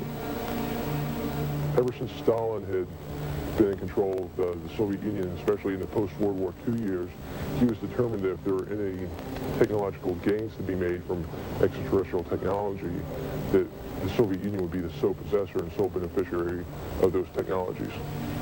Due to the change of power in the former Soviet Union, many believe that much of the formerly unattainable information from the Cold War era may now be in the hands of the U.S. and British intelligence agencies. Since the early days of the space race, the U.S. and Russia made many independent breakthroughs. However, some of the new discoveries on both sides were undoubtedly obtained through old-fashioned spying and subsequent reverse engineering. Since the dawn of modern civilization, obtaining a rival's technology and adapting it to one's own uses have been the cornerstones of military and industrial espionage. This practice of dismantling another's hardware, discovering its secrets, and adapting it has become known as reverse engineering. Since the infamous Roswell incident in 1947, it has been purported that the source of much modern U.S. military technology has been not from this earth.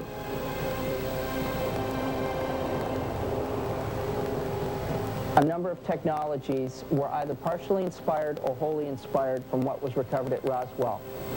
It's amazing that when you look at the profiles from both the sides and from dead on, how close to stealth technology and spy plane designs that the Roswell ship resembles.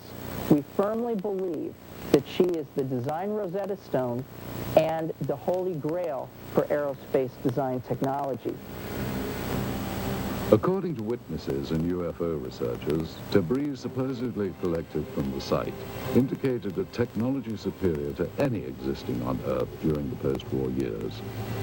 The possibility exists back in the 40s that because all this new technology came out of Germany, we had scientists from Germany that either we were testing new advanced concepts to us at the time, these rocket engines, which were brand new to us, or this was some kind of smokescreen, if you will, to hide or to put the Russians off guard, make them think we were further along than we really were. And there's been a history of misinformation on both sides trying to keep each other off guard, and that very likely is one of the possibilities.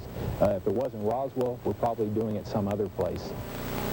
Such advances as the Hubble telescope and the Super Arbec missile engines are rumored to have benefited from alien reverse engineering. In addition to Roswell, there is another name heard frequently with regards to reverse engineering. A military facility located in the Nevada desert, commonly known as Area 51. One theory is that Area 51 is the hub of alien reverse engineering. But is the United States the only military power to have engaged in this secretive development of military technology? Or did Soviet military and intelligence organization reverse engineer technology from alien spacecraft that may have been recovered in Russia? Do the Russians have their own version of Area 51, located somewhere in the uninhabited parts of their vast country?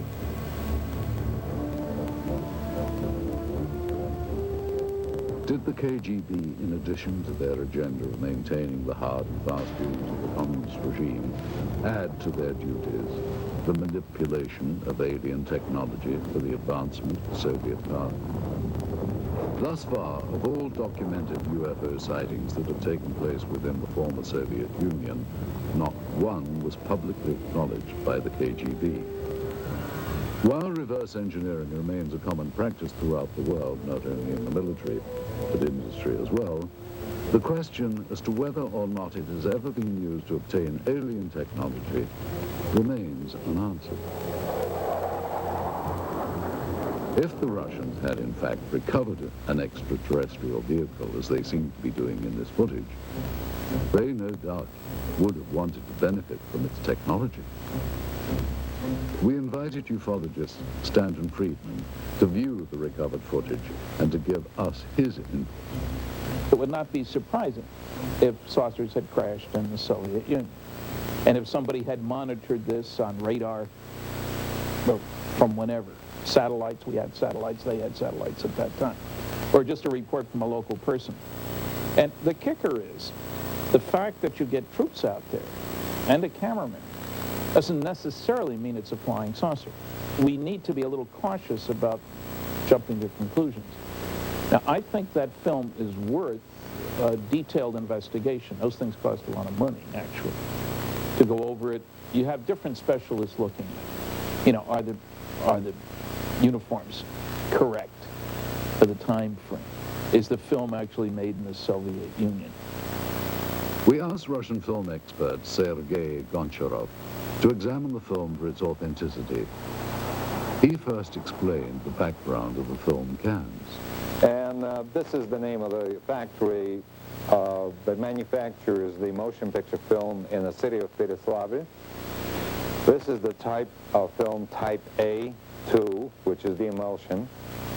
After Sergei examined the cans, he felt that they were authentic and consistent with the area and time period from which they had allegedly come. Now that we've looked at the cans, the next thing to do was to actually find out if the film itself had any markings on it. Okay, in the very beginning of the film, we have this word, which in Russian says начало, or the beginning, or the start. Now, the next bit of information are these two items, M-A-R-T, Mart, which is the month of March, 1969, letter G for year. So the year of 1969, the month of March. Okay, then we have the two bits of information which says plyonka number 267. Plyonka in Russian means emulsion or film, could denote the reel, the roll, or batch, and this, of course, is the number. The next thing we see is this bit of information. Совершенно секретно, top secret archive of the KGB logo and the word archive of the KGB. Finally, Sergei Goncharov compared the markings on the film itself to what was printed on the cans. As you notice right here on the edge of the negative, we have the word безопасная пленка, meaning safety film, and type A2 or type A2, which is exactly the information that you have on a can. Next, we showed the film to Russian researcher Paul Stonehill. The colors of the film, the quality, soldier uniforms. Somebody would have to go into special, to make a special effort to make a film that feels like something that was made in 1960s. I've seen a lot of films made in the 1960s, and this film here is almost of the same quality. It's not a 1980s or 1990s film. The KGB officer that had been looking and touching things looks quite genuine. To me, my gut feeling is this is not something that they have made intentionally to fool people. UFO researcher Antonio Huneeus offered us his views on the film. I would say that visually it's very impressive. The first thing that struck me was the good quality, a very, very, very clear footage.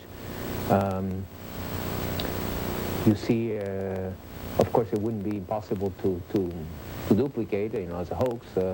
You would have to hire some actors and so on. But it was quite well done. Of course, it could even be some kind of disinformation too, that the KGB was quite notorious about doing disinformation. For what purpose, I don't know, but they might have done some kind of training film or something to... Of course, if it was disinformation aimed against the Americans or something, we never heard of it, so that's also dubious. Finally, while Mr. Huneeus felt that the film required more investigation, he was impressed and intrigued by it. Well, I would say that if this is real, and I do not have the elements to make that judgment, this is so far the best footage of an alleged crashed UFO or a dead alien that I've seen so far.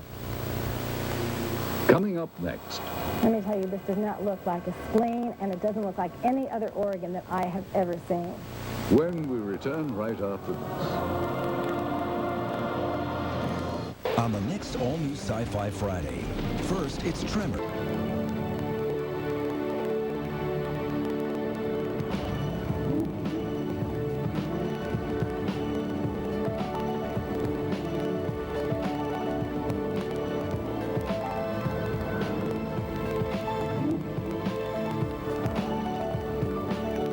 The all-new 2004 Jaguar XJ.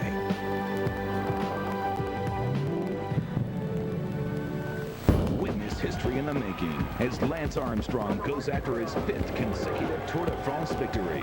The last time the world witnessed an Armstrong strive for such lofty heights. The Eagle has landed. We landed on the freaking moon. It's one small step for man. Live daily coverage of the 100th anniversary Tour de France, July 5th through the 27th, only on the Outdoor Life Network. DirecTV Channel 608.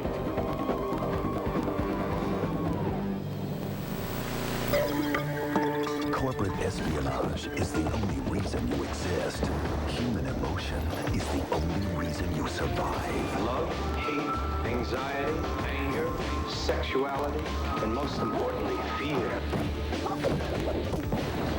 Angelina Jolie in the sci-fi premiere of Cyborg 2, Saturday at 9 on Sci-Fi. Sponsored by IBM. To appreciate the difference in attitude here with respect to such unconventional science as the study of UFOs, it is important to understand some of the cultural contrast between Russia and the West. For hundreds of years, Russian culture has been steeped in religion, mysticism, and superstition. In the times of the Tsars, it was not uncommon for there to be an official court mystic, the most famous of these being the priestly soothsayer, Grigory Rasputin, during the reign of Tsar Nicholas. Even though religious expression was suppressed, it is now making a resurgence, and the many places of worship in Russia are once again housing congregations and becoming a big part of daily life. Russians seem to have an open-minded attitude towards the paranormal and such unconventional sciences as the study of UFOs. During the Soviet era, some of those voicing their beliefs in extraterrestrials were subjected to criticism and censure by Soviet officials. Russian author Yuri Alexandrovich Fomin claims that he has had such experiences. I was summoned to the regional party committee and asked to deliver a lecture on UFOs for the employees of various scientific research institutions. I agreed. After that lecture, the head of the regional party committee suggested that everyone present should take a stand and subject my lecture to criticism. But that didn't happen. All the people who listened to my lecture would say, "This is sort of interesting. This needs to be studied and examined." And then the head of the party committee said, "You're here to express your agreement with the official reaction to this kind of lectures. And you instead are trying to make sense out of the facts." While the communists said they weren't interested in UFOs, many around the world were. Some claim that sightings date back hundreds, if not thousands of years. Much like their American counterparts, many modern Russian citizens are very open to the possibility of the unusual. Many people become victims of tabloids, like Americans today. However, so much information had been collected, and people read about it in underground magazines, have heard about it, that they believe in the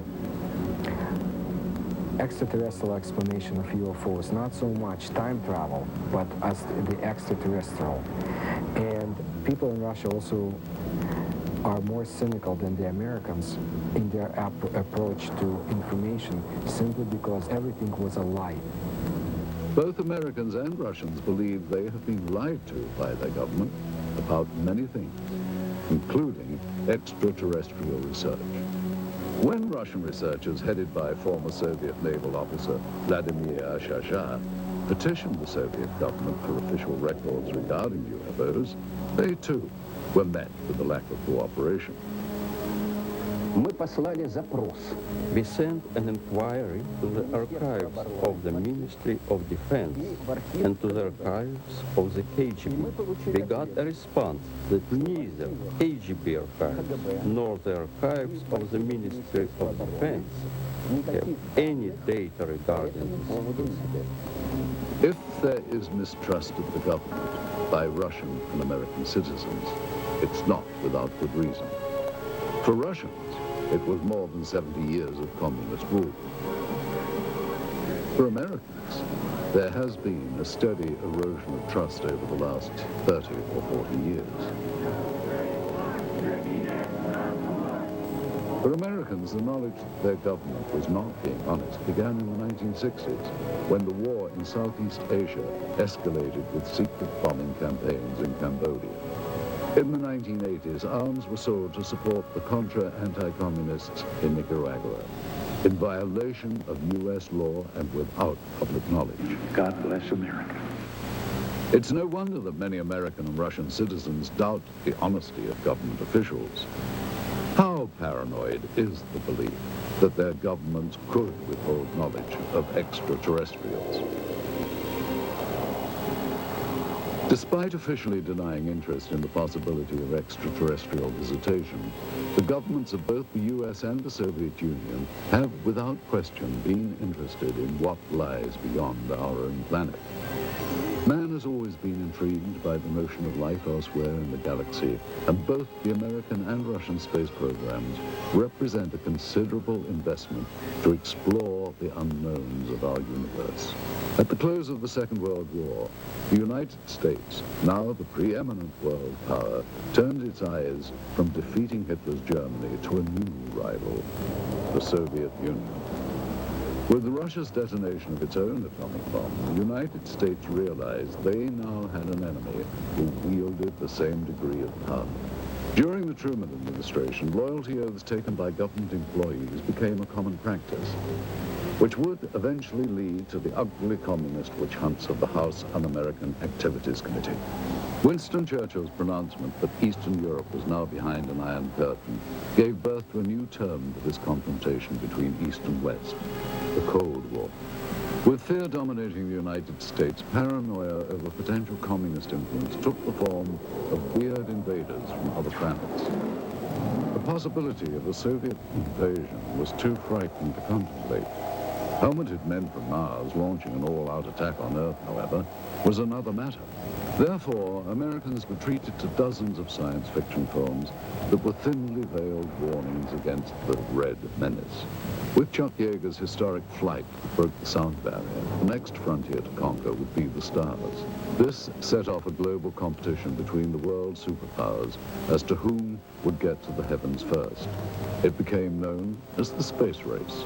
To meet the demands of such technology, NASA, the National Aeronautics and Space Administration, was formed in 1958. The space race would nearly end in defeat for the United States, however, with the launch of Sputnik. The U.S. feared if the Soviets could launch a probe in space, would missiles launched from that probe be far behind?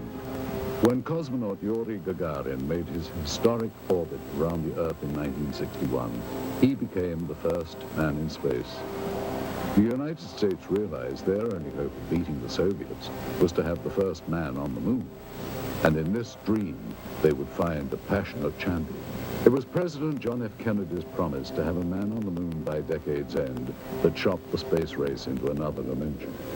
It would not be until Neil Armstrong's historic first lunar step on July the 29th of 1969, however, that Kennedy's dream would be fulfilled. In years to come, the cumbersome NASA rockets would give way to the more streamlined and modern space shuttle. Even before the fall of communism, a new unity would develop between Russia and the United States. The petty rivalries of the past gave way to a new cooperation, which would culminate in the joint Russian and American crew of the space station Mir. Modern astronauts like Dr. Michael Foale would make history working with their Russian counterparts in space. At long last, the demons of the Cold War had been silenced. The first human beings in space were Soviet. Were the Russians also among the first to encounter beings not from this Earth? This footage, which seems to depict Russian pathologists dissecting what appears to be a non-human life form, requires further analysis. We once again asked Stanton Friedman for his comments. I don't know what to make out of it. I'd certainly say it's worth further investigation. By my standards, it's in my gray basket. Not black, not white, maybe. Worth following up on. We then asked film expert Sergei Goncharov if he thought that the film's characteristics on this reel were consistent with the time period from which it was supposedly shot. It certainly is consistent with the information on the can. It is negative. It's got the negative perforations. It's exactly what the information on the can indicated. Sergei explains the significance of a flash frame, an interesting and possibly important characteristic of the film that was discovered. All right, now, a flash frame, this is, of course, the flash frame is that piece of film that is, when you push the button on the camera and you start exposure and you stop the camera to stop the exposure, and then you restart the camera again. By virtue of inertia, the camera will sometimes expose either a flash of light, or if you point the camera away from the person in front of it, you will see some other subject matter. Those flash frames appear between the takes and sometimes show things and people that are not part of the scene itself. You have people that have nothing to do with the information that you've seen on a film before or after. Again, an individual in uniform. You see these people performing a procedure. You have somebody in civilian clothes, people that you have not seen before. As this is in a flash frame segment, which was not meant to be as the procedure that was being photographed. Mr. Goncharov concludes that while the film's stock and camera techniques are consistent with KGB and Soviet government films of that period, he feels that the discrepancies with the subject matter require closer scrutiny. Anytime you have subject matter of this type, any additional investigation is worthwhile. Absolutely. Stanton Friedman was further intrigued by the medical techniques in the film. I don't know what to make of these guys with what seem to be medical instruments, certainly in a medical facility, judging by the stuff on the wall. And it's interesting that you can see their faces, which is interesting from two different directions. You can tell their identity if you could find people that look like that. And they're apparently not afraid of contamination, ingesting anything toxic. Now, that could be that they'd already gone through this routine and somebody had said, hey, there's nothing bad here.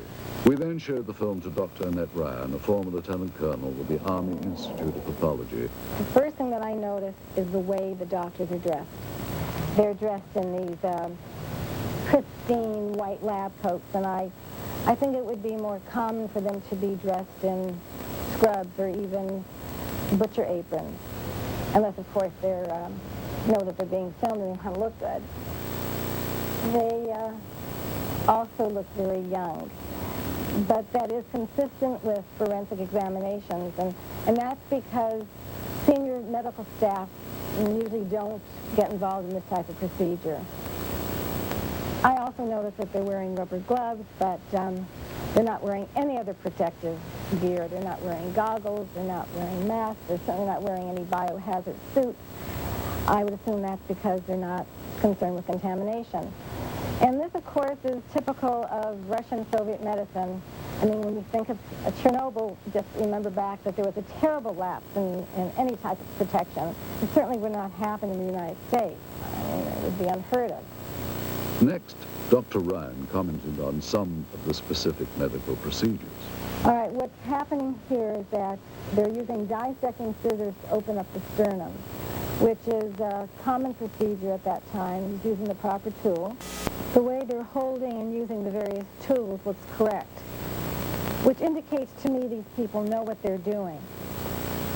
I would say there's little doubt that these are actual Russian medical people.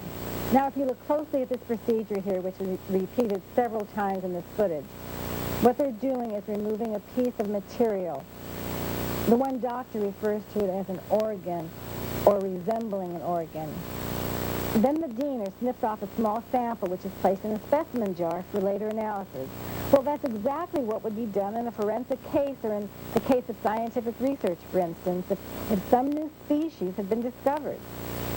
They would remove very small pieces for later chemical and microscopic examination. The lead doctor also mentions a structure he describes as resembling ribs. And here you can see what indeed resembles a rib cage, as if this was the torso of some anthropoid or human-like organism. Finally, though Dr. Ryan was unable to identify the subject matter, she believes that the techniques were consistent with those practiced in the Soviet Union during the late 1960s. We have little information about the specimen seen here, other than the pathologist's description and the KGB code name, Sverdlovsk midget. We wondered, though, how such a being might appear had it been recovered intact. Using only the images recorded on this film and the scant data available, technicians have constructed this 3D computer-generated model. Thus, with a bit of imagination and some forensic speculation, we have recreated what may have been the Soviets' possession of an actual being from another world. Coming up next. If UFOs are a cover, They've been used very effectively. So it's to the convenience of the Russian government to continue the charade. When we return right after this. Sci-fi takes you inside the Hulk. The Hulk. What you need to know.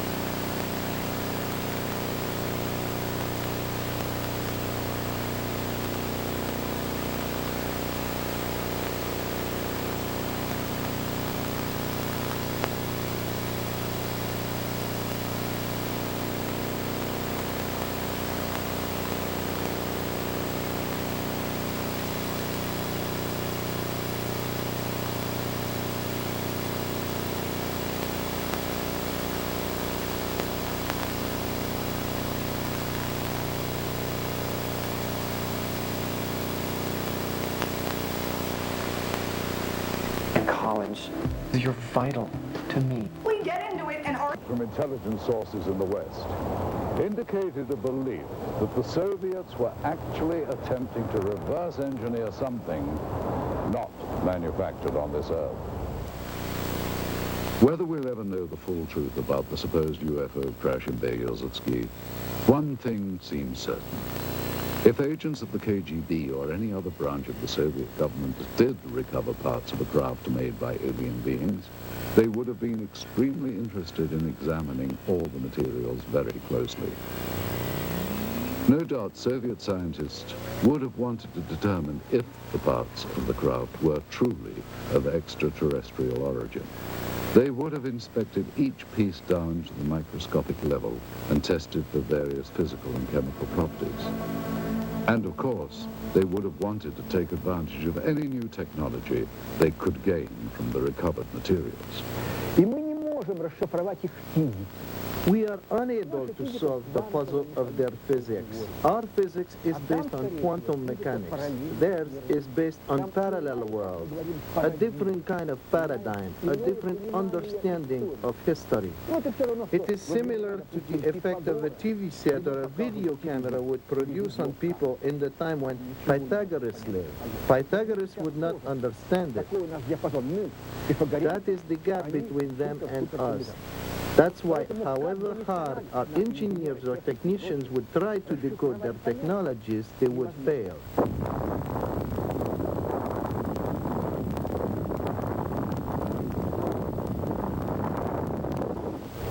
Back in the West, not only did the military consider UFOs a serious subject, but the Soviets' interest in them as well. It seems that, in the beginning anyway, both sides thought that flying saucers were an invention of the other. And that fueled a decades-long campaign of espionage and counter-espionage. Many believe that U.S. intelligence agencies such as the CIA, NSA, and the military have not been completely forthcoming with information regarding extraterrestrials. The same is apparently true of the KGB. Some claim that the KGB, as well as the U.S. government, may have been using the UFO phenomenon as a smokescreen to cover other top-secret activity from the very beginning. Former NASA scientist Dr. Richard Haynes concurs. Well, all I can say is that there are verified documents from Stalin's time that showed he had an intense interest in Roswell, what was going on in Roswell, New Mexico in about mid-40s. Well, that makes very good sense from the standpoint that that's where our atomic bomb group was, 509th Bomb Group, from which Hiroshima and Nagasaki events happened, ultimately. That's where the pilots trained. So it's understandable that Moscow would be very interested in this subject from that standpoint. If UFOs are a cover, they've been used very effectively by both sides. So it's to the convenience of the Russian government, Soviet government, to continue the charade. it can be considered a form of disinformation. There is an alternate theory regarding UFO disinformation. Many researchers believe that the government may be intentionally drawing attention to the less credible, self-proclaimed ufologists as a means of lowering the perceived credibility of all UFO research. Alien abductees and conspiracy theorists are most often the least believable, and at the same time, the most visible. Russian rock and roll singer Natalia Medvedeva claims to have known several people that have had contact with aliens. One guy died, another got paralyzed. The third one became a heroin addict. He could not overcome it. Sergei Borisovich Proskuryakov is a Russian researcher who has studied anomalous phenomenon and pyramidal constructions. His beliefs may also seem unconventional. When I lived in Minsk, a KGB officer came to see me. He filmed all the documents I had. I couldn't escape anywhere. I believe they ended up in the KGB archive. I have information that my researchers of interest not as much for KGB or CIA as for presidential structures in the USA. Are individuals like these truly informed?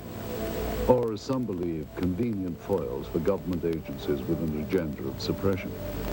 Either way, their outspoken beliefs serve to discourage further investigation and make it much easier to simply write off any UFO account or evidence as nonsense. Most genuine researchers, however, believe it is imperative that all potentially genuine encounters with extraterrestrial intelligence be studied carefully. If something not from this Earth had been recovered, it would have been brought to a classified military base high in the Ural Mountains, where super-secret operations have been conducted since the Second World War. This incredible footage depicts members of the Soviet armed forces and what are believed to be two KGB agents inspecting and recovering a crashed flying saucer. Russian author Veniamin Vereshchagin has an idea of the final outcome of this operation.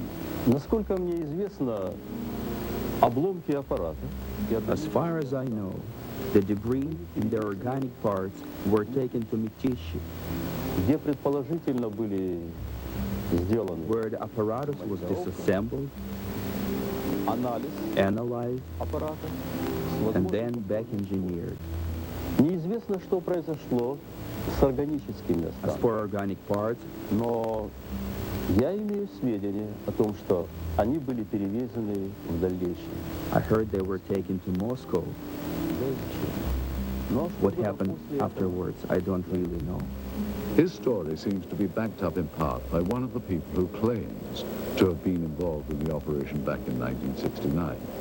We found ex-KGB staffer Pavel Alexandrovich Klimchenkov living in seclusion in the Bryansk region of central Russia. He remembers the strange wreckage found in Beryozovsky.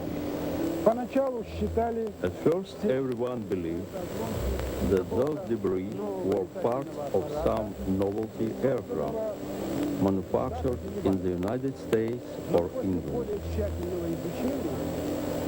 But having done some measuring and material analysis, we came to the conclusion that none of the domestic or foreign manufacturers known to us could have produced this apparatus, at least not in the conditions existing on this planet. И вот тогда поступил приказ из Москвы. It was then that an order came to transport the debris to the base in Mytishi near Moscow. Together with several other officers, I was assigned to provide safety and security to these materials during their transportation. In attempting to verify the authenticity of this evidence, we have had the footage and the film itself examined by several experts. We also carefully studied the documents we had procured, which lent further credibility to what we had been told. Among the most telling was this top-secret KGB report specifically referring to Operation Sverdlovsk Midget and describing in detail the recovery operation at Beryozevsky. This document mentions the trashed disc, the organic remains, and the filming itself. There was also this secret order from the Soviet Ministry of Defense requesting assistance from military unit 67527. We looked closely at such elements of the footage as the uniforms and the arm patches worn by the soldiers. These patches seem consistent with the patch worn by such Soviet Army air defense companies as military unit 67527. They're all wearing winter coats, which don't appear to have much in the way of insignia on them. And that is not out of character for the winter coats. They would generally not contain much in the way of identification. These are all members of the same unit. I can see that the weapons are AK-type weapons. The main battle weapon of the Russian army, even up through today's date, is the automatic Kalashnikov weapon. Yeah, it's clearly an AK, fixed stock, birch stock, no muzzle brake, milled receiver, no question about it. It also seems to be consistent with the muzzles of the weapons that I can see in this film. In addition, we had notes from the scientific examination of the recovered organic specimen, which seemed consistent with the soundtrack of the deception footage.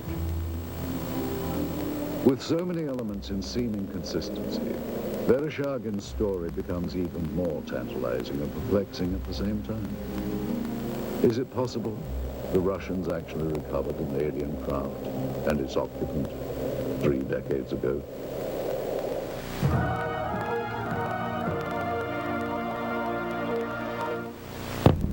Tuesday Declassified is sponsored by Visine Tears.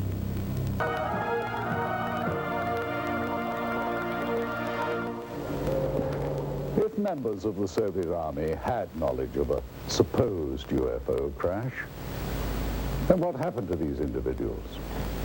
And if they can't be found today, why not?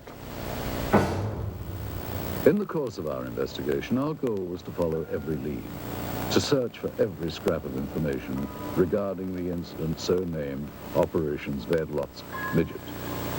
The tenuous paper trail we have reconstructed using recovered government documents led us eventually to a lab of the former All-Union Scientific Research Institute of Biology. In attempting to obtain records on the individuals depicted in the dissection footage, we turned up these additional documents.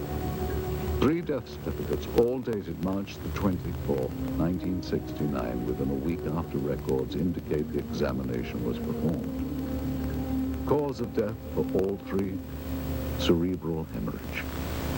Dr. Ryan told us that the odds of this occurring naturally are next to 0. The former state-run institute is now a private teaching center known as the Moscow Medical Institute. That this is the same facility as seen in the film footage becomes obvious with a comparison of such fixtures as the stonework tables and the distinctive tiling on the floors. The difference is that one-time experimental procedures have been replaced by routine anatomy lessons with plenty of hands-on experience. Secretive operations are now openly administered educational opportunities. But we did find in the basement of the building remnants of this facility's past, reminders of a time when procedures here were not open to the public or subject to public scrutiny.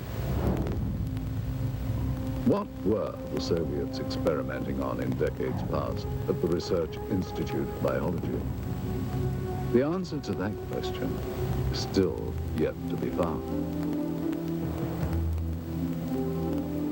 Indeed, many questions about the film footage and the alleged Operation Sverdlovsk Midget remain unanswered. Any extraordinary find, such as the apparent filmed record of a crashed spacecraft, or of what appears to be scientists examining parts of an alien life form, require further analysis. Yet it seems incredible that so many elements of this story from so many diverse sources appear consistent. The original account is told by researchers and witnesses, the recovered documents, and of course, the film. We have to ask, is this footage genuine? And if so, does it represent an actual case of alien visitation, or, as it has been suggested, was the footage created as part of a Cold War disinformation campaign? One other proposed possibility is that it was simply a military training exercise captured on film. Again, if it is a real UFO crash, where are the remnants? And what happened to the body of the alien being? With all that we have unearthed here, the big question seems to be, what is the significance of what are clearly some very profound discoveries? And will we ever know the full story? We hope you've enjoyed visiting Russia with us, and we hope you've gained some insights on what promises to be a continuing source of intrigue and controversy. Thank you for joining us. I'm Roger Moore in Red Square.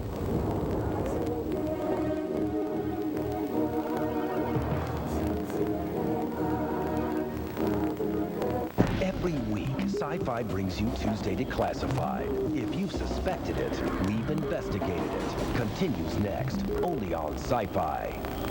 Corporate espionage is the only reason you exist. Human emotion is the only reason you survive. Angelina Jolie in the Sci-Fi premiere of Cyborg 2.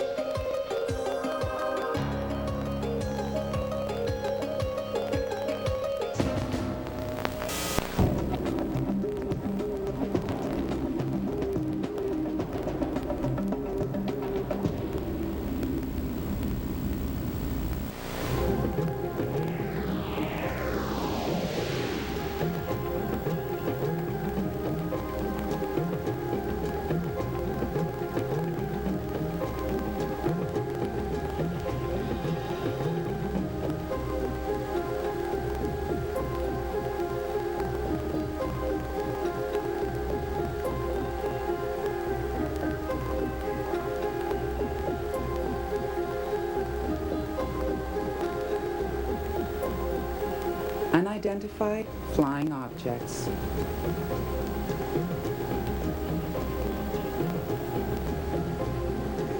Est-ce que c'est artificiel? Is it artificial? Is it a product of intelligence? Scientifically, we eliminate the simple hypothesis. It's not a plane.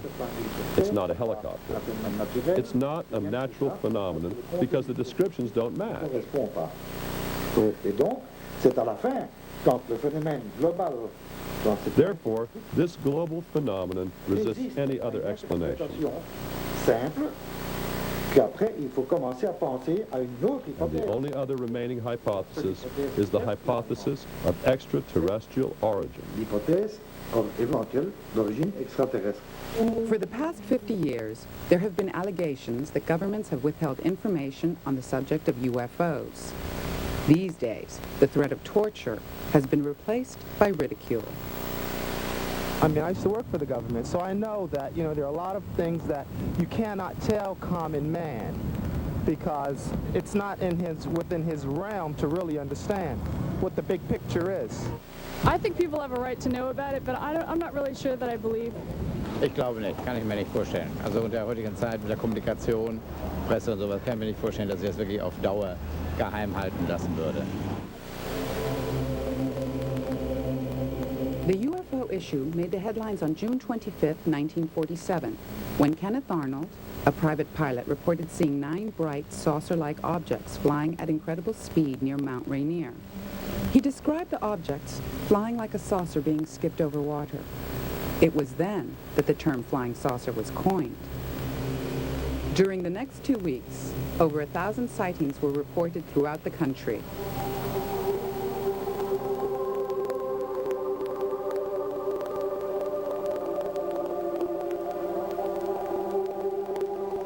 In the summer of 1947, the 509th Bomb Group was the only squadron in the world entrusted with atomic weapons. The Enola Gay, infamous for dropping the atomic bomb over Hiroshima, Japan, was based here. On July 7, 1947, this elite squadron announced the recovery of a flying disc on a ranch near Roswell, New Mexico. Major Jesse Marcel, intelligence officer for the 509 Squadron, was among the first military personnel to arrive on the scene. I was amazed at what I saw. The amount of debris that was scattered over such an area. But the more I saw the fragments, the more I realized that it wasn't anything that I was acquainted with. In fact, as it turned out, nobody else was acquainted with it. There was foil no thicker than that in a pack of cigarettes, which was virtually indestructible, and pieces of I-beam with hieroglyphic-like markings that could not be read. Major Marcel took his report back to Roswell Army Airfield, along with bits of the wreckage. Colonel William Blanchard, commanding officer of the 509, examined them both.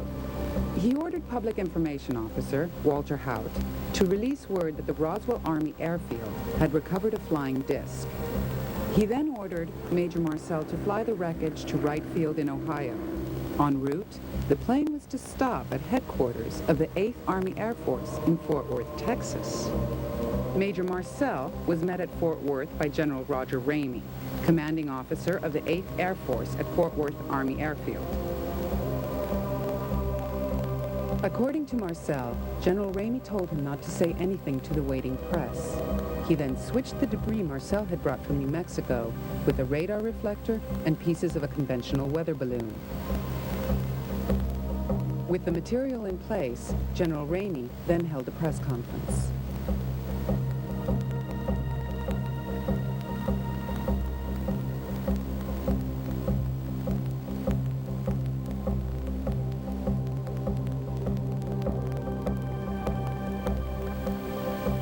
The Roswell Army Airfield was squeezed out by senior personnel and the record was sealed. If it was something of ours, I'm sure there would be no reason to keep it under cover that long. If it's an aerial spacecraft, there's another reason why it would not ever be known by anybody here until they found out more about it. His son, Dr. Jesse Marcel Jr., remembers the night his father came home with the crashed debris. People saying, well, that's a radar target. Well, he had radar training, and he knew what a radar target looked like. And he would not have brought a radar target, out of his way and wake my mother and myself up just to look at a piece of a radar target. We boxed the stuff back up, put it in the car, and took off for the base. And I didn't see him for a while. It was maybe later that afternoon, maybe it was the next day. And I guess that was the time they flew to Fort Worth with it. And when he came back, he was very adamant that my mother and myself were never to discuss this, that treated it like a non-event because it didn't happen. Tuesday Declassified is sponsored by Visine Tears. When eyes get dry, scratchy, irritated, Visine Tears can soothe, moisturize, and protect like your own natural tears. And it's Communism. Union Square in New York was the backdrop for these.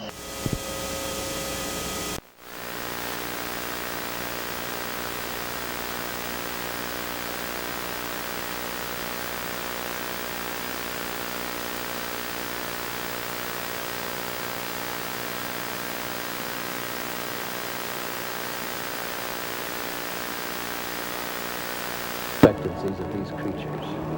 If they come here to harm us, how could we defend ourselves?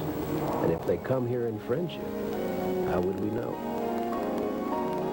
They seem to want us to come into contact and resensitize ourselves to our souls and to begin to see the world in a broader way. I think they might be looking for a companion.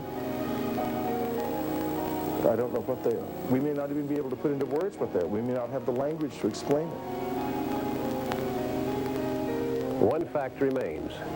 As Whitley Strieber wrote in his book, Breakthrough, The Next Step, whatever it is, it's something outside of human beings, not something human minds can understand.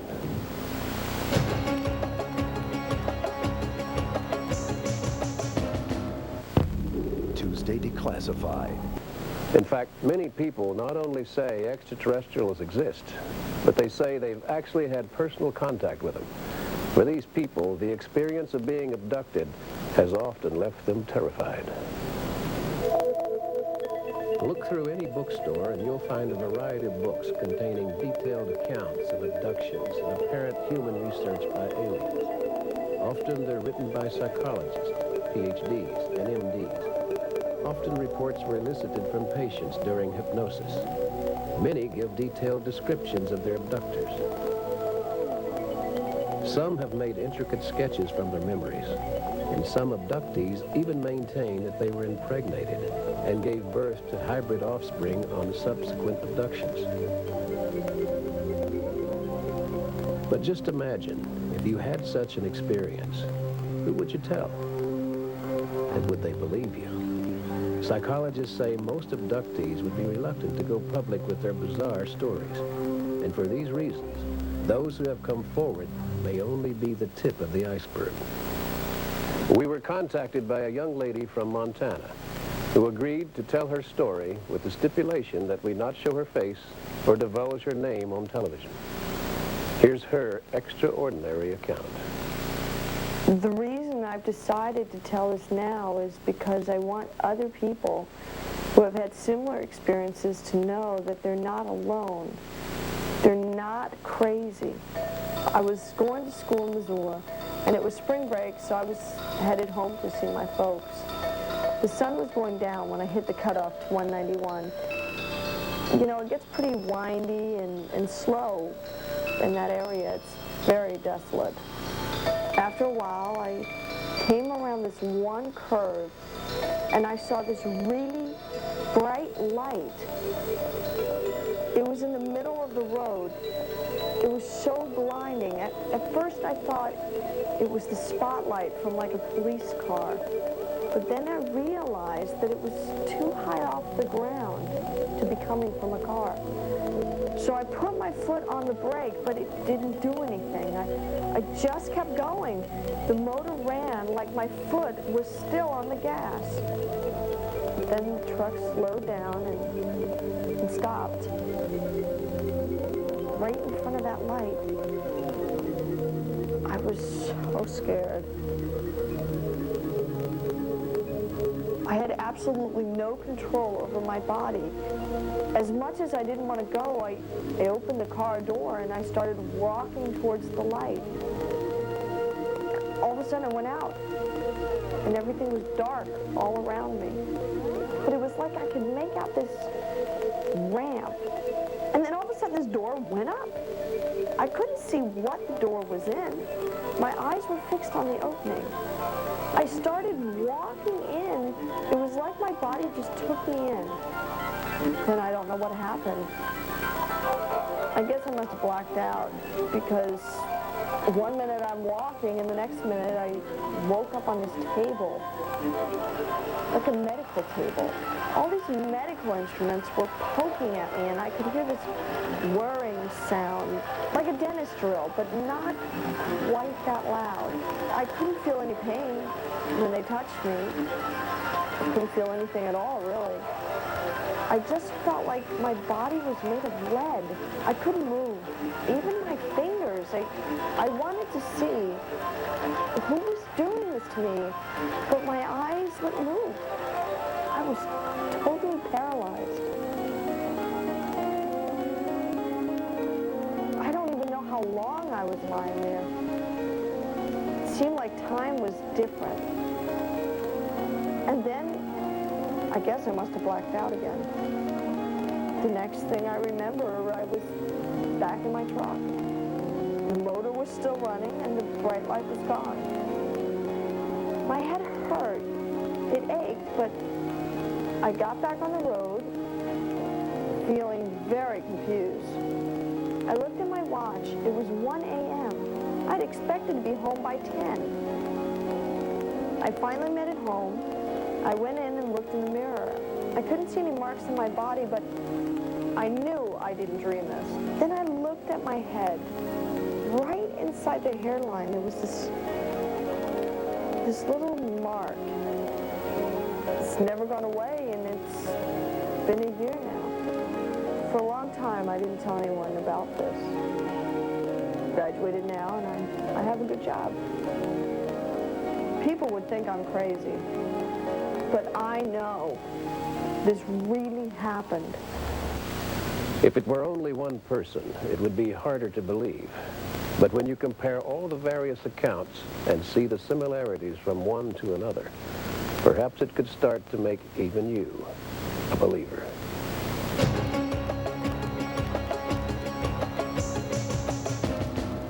On the next all-new Sci-Fi Friday, first it's Tremors. They think aliens abducted their citizens. You're all nuts. Followed by Stargate SG-1. Colonel O'Neill, meet Colonel O'Neill. You stole my ass and made a mini-me. Then Scare Tactics, hosted by Shannon Doran. I ain't going near that thing. What the hell was that? Oh my gosh. This is not cool. Laugh it up. You could be next. Sci-Fi Channel original series. Tremors, Stargate SG-1, and Scare Tactics. This Friday starting at 8. More fun. More playful. More satisfied. More choice. All the nutrition. Great taste. More happy. More strut. We've just heard of alien abductions. Many victims recount stories of medical experiments performed by aliens, while others claim to have been impregnated by these visitors. Now we hear from people alleging to be the offspring of such encounters. It can be a traumatic experience to meet your biological parents if you've been adopted. But what if your father is an alien? This is the story Eddie Page told us. I am a genetic experiment that has evolved for the last 40-plus years. People I've come to know are from a star system called the Pleiades. I am one of their children, and I am one of many children. And I want people to know that I am not the only one, because I have 7 sisters who are identical to me. I am a sister of the seven sisters of Eddie Page.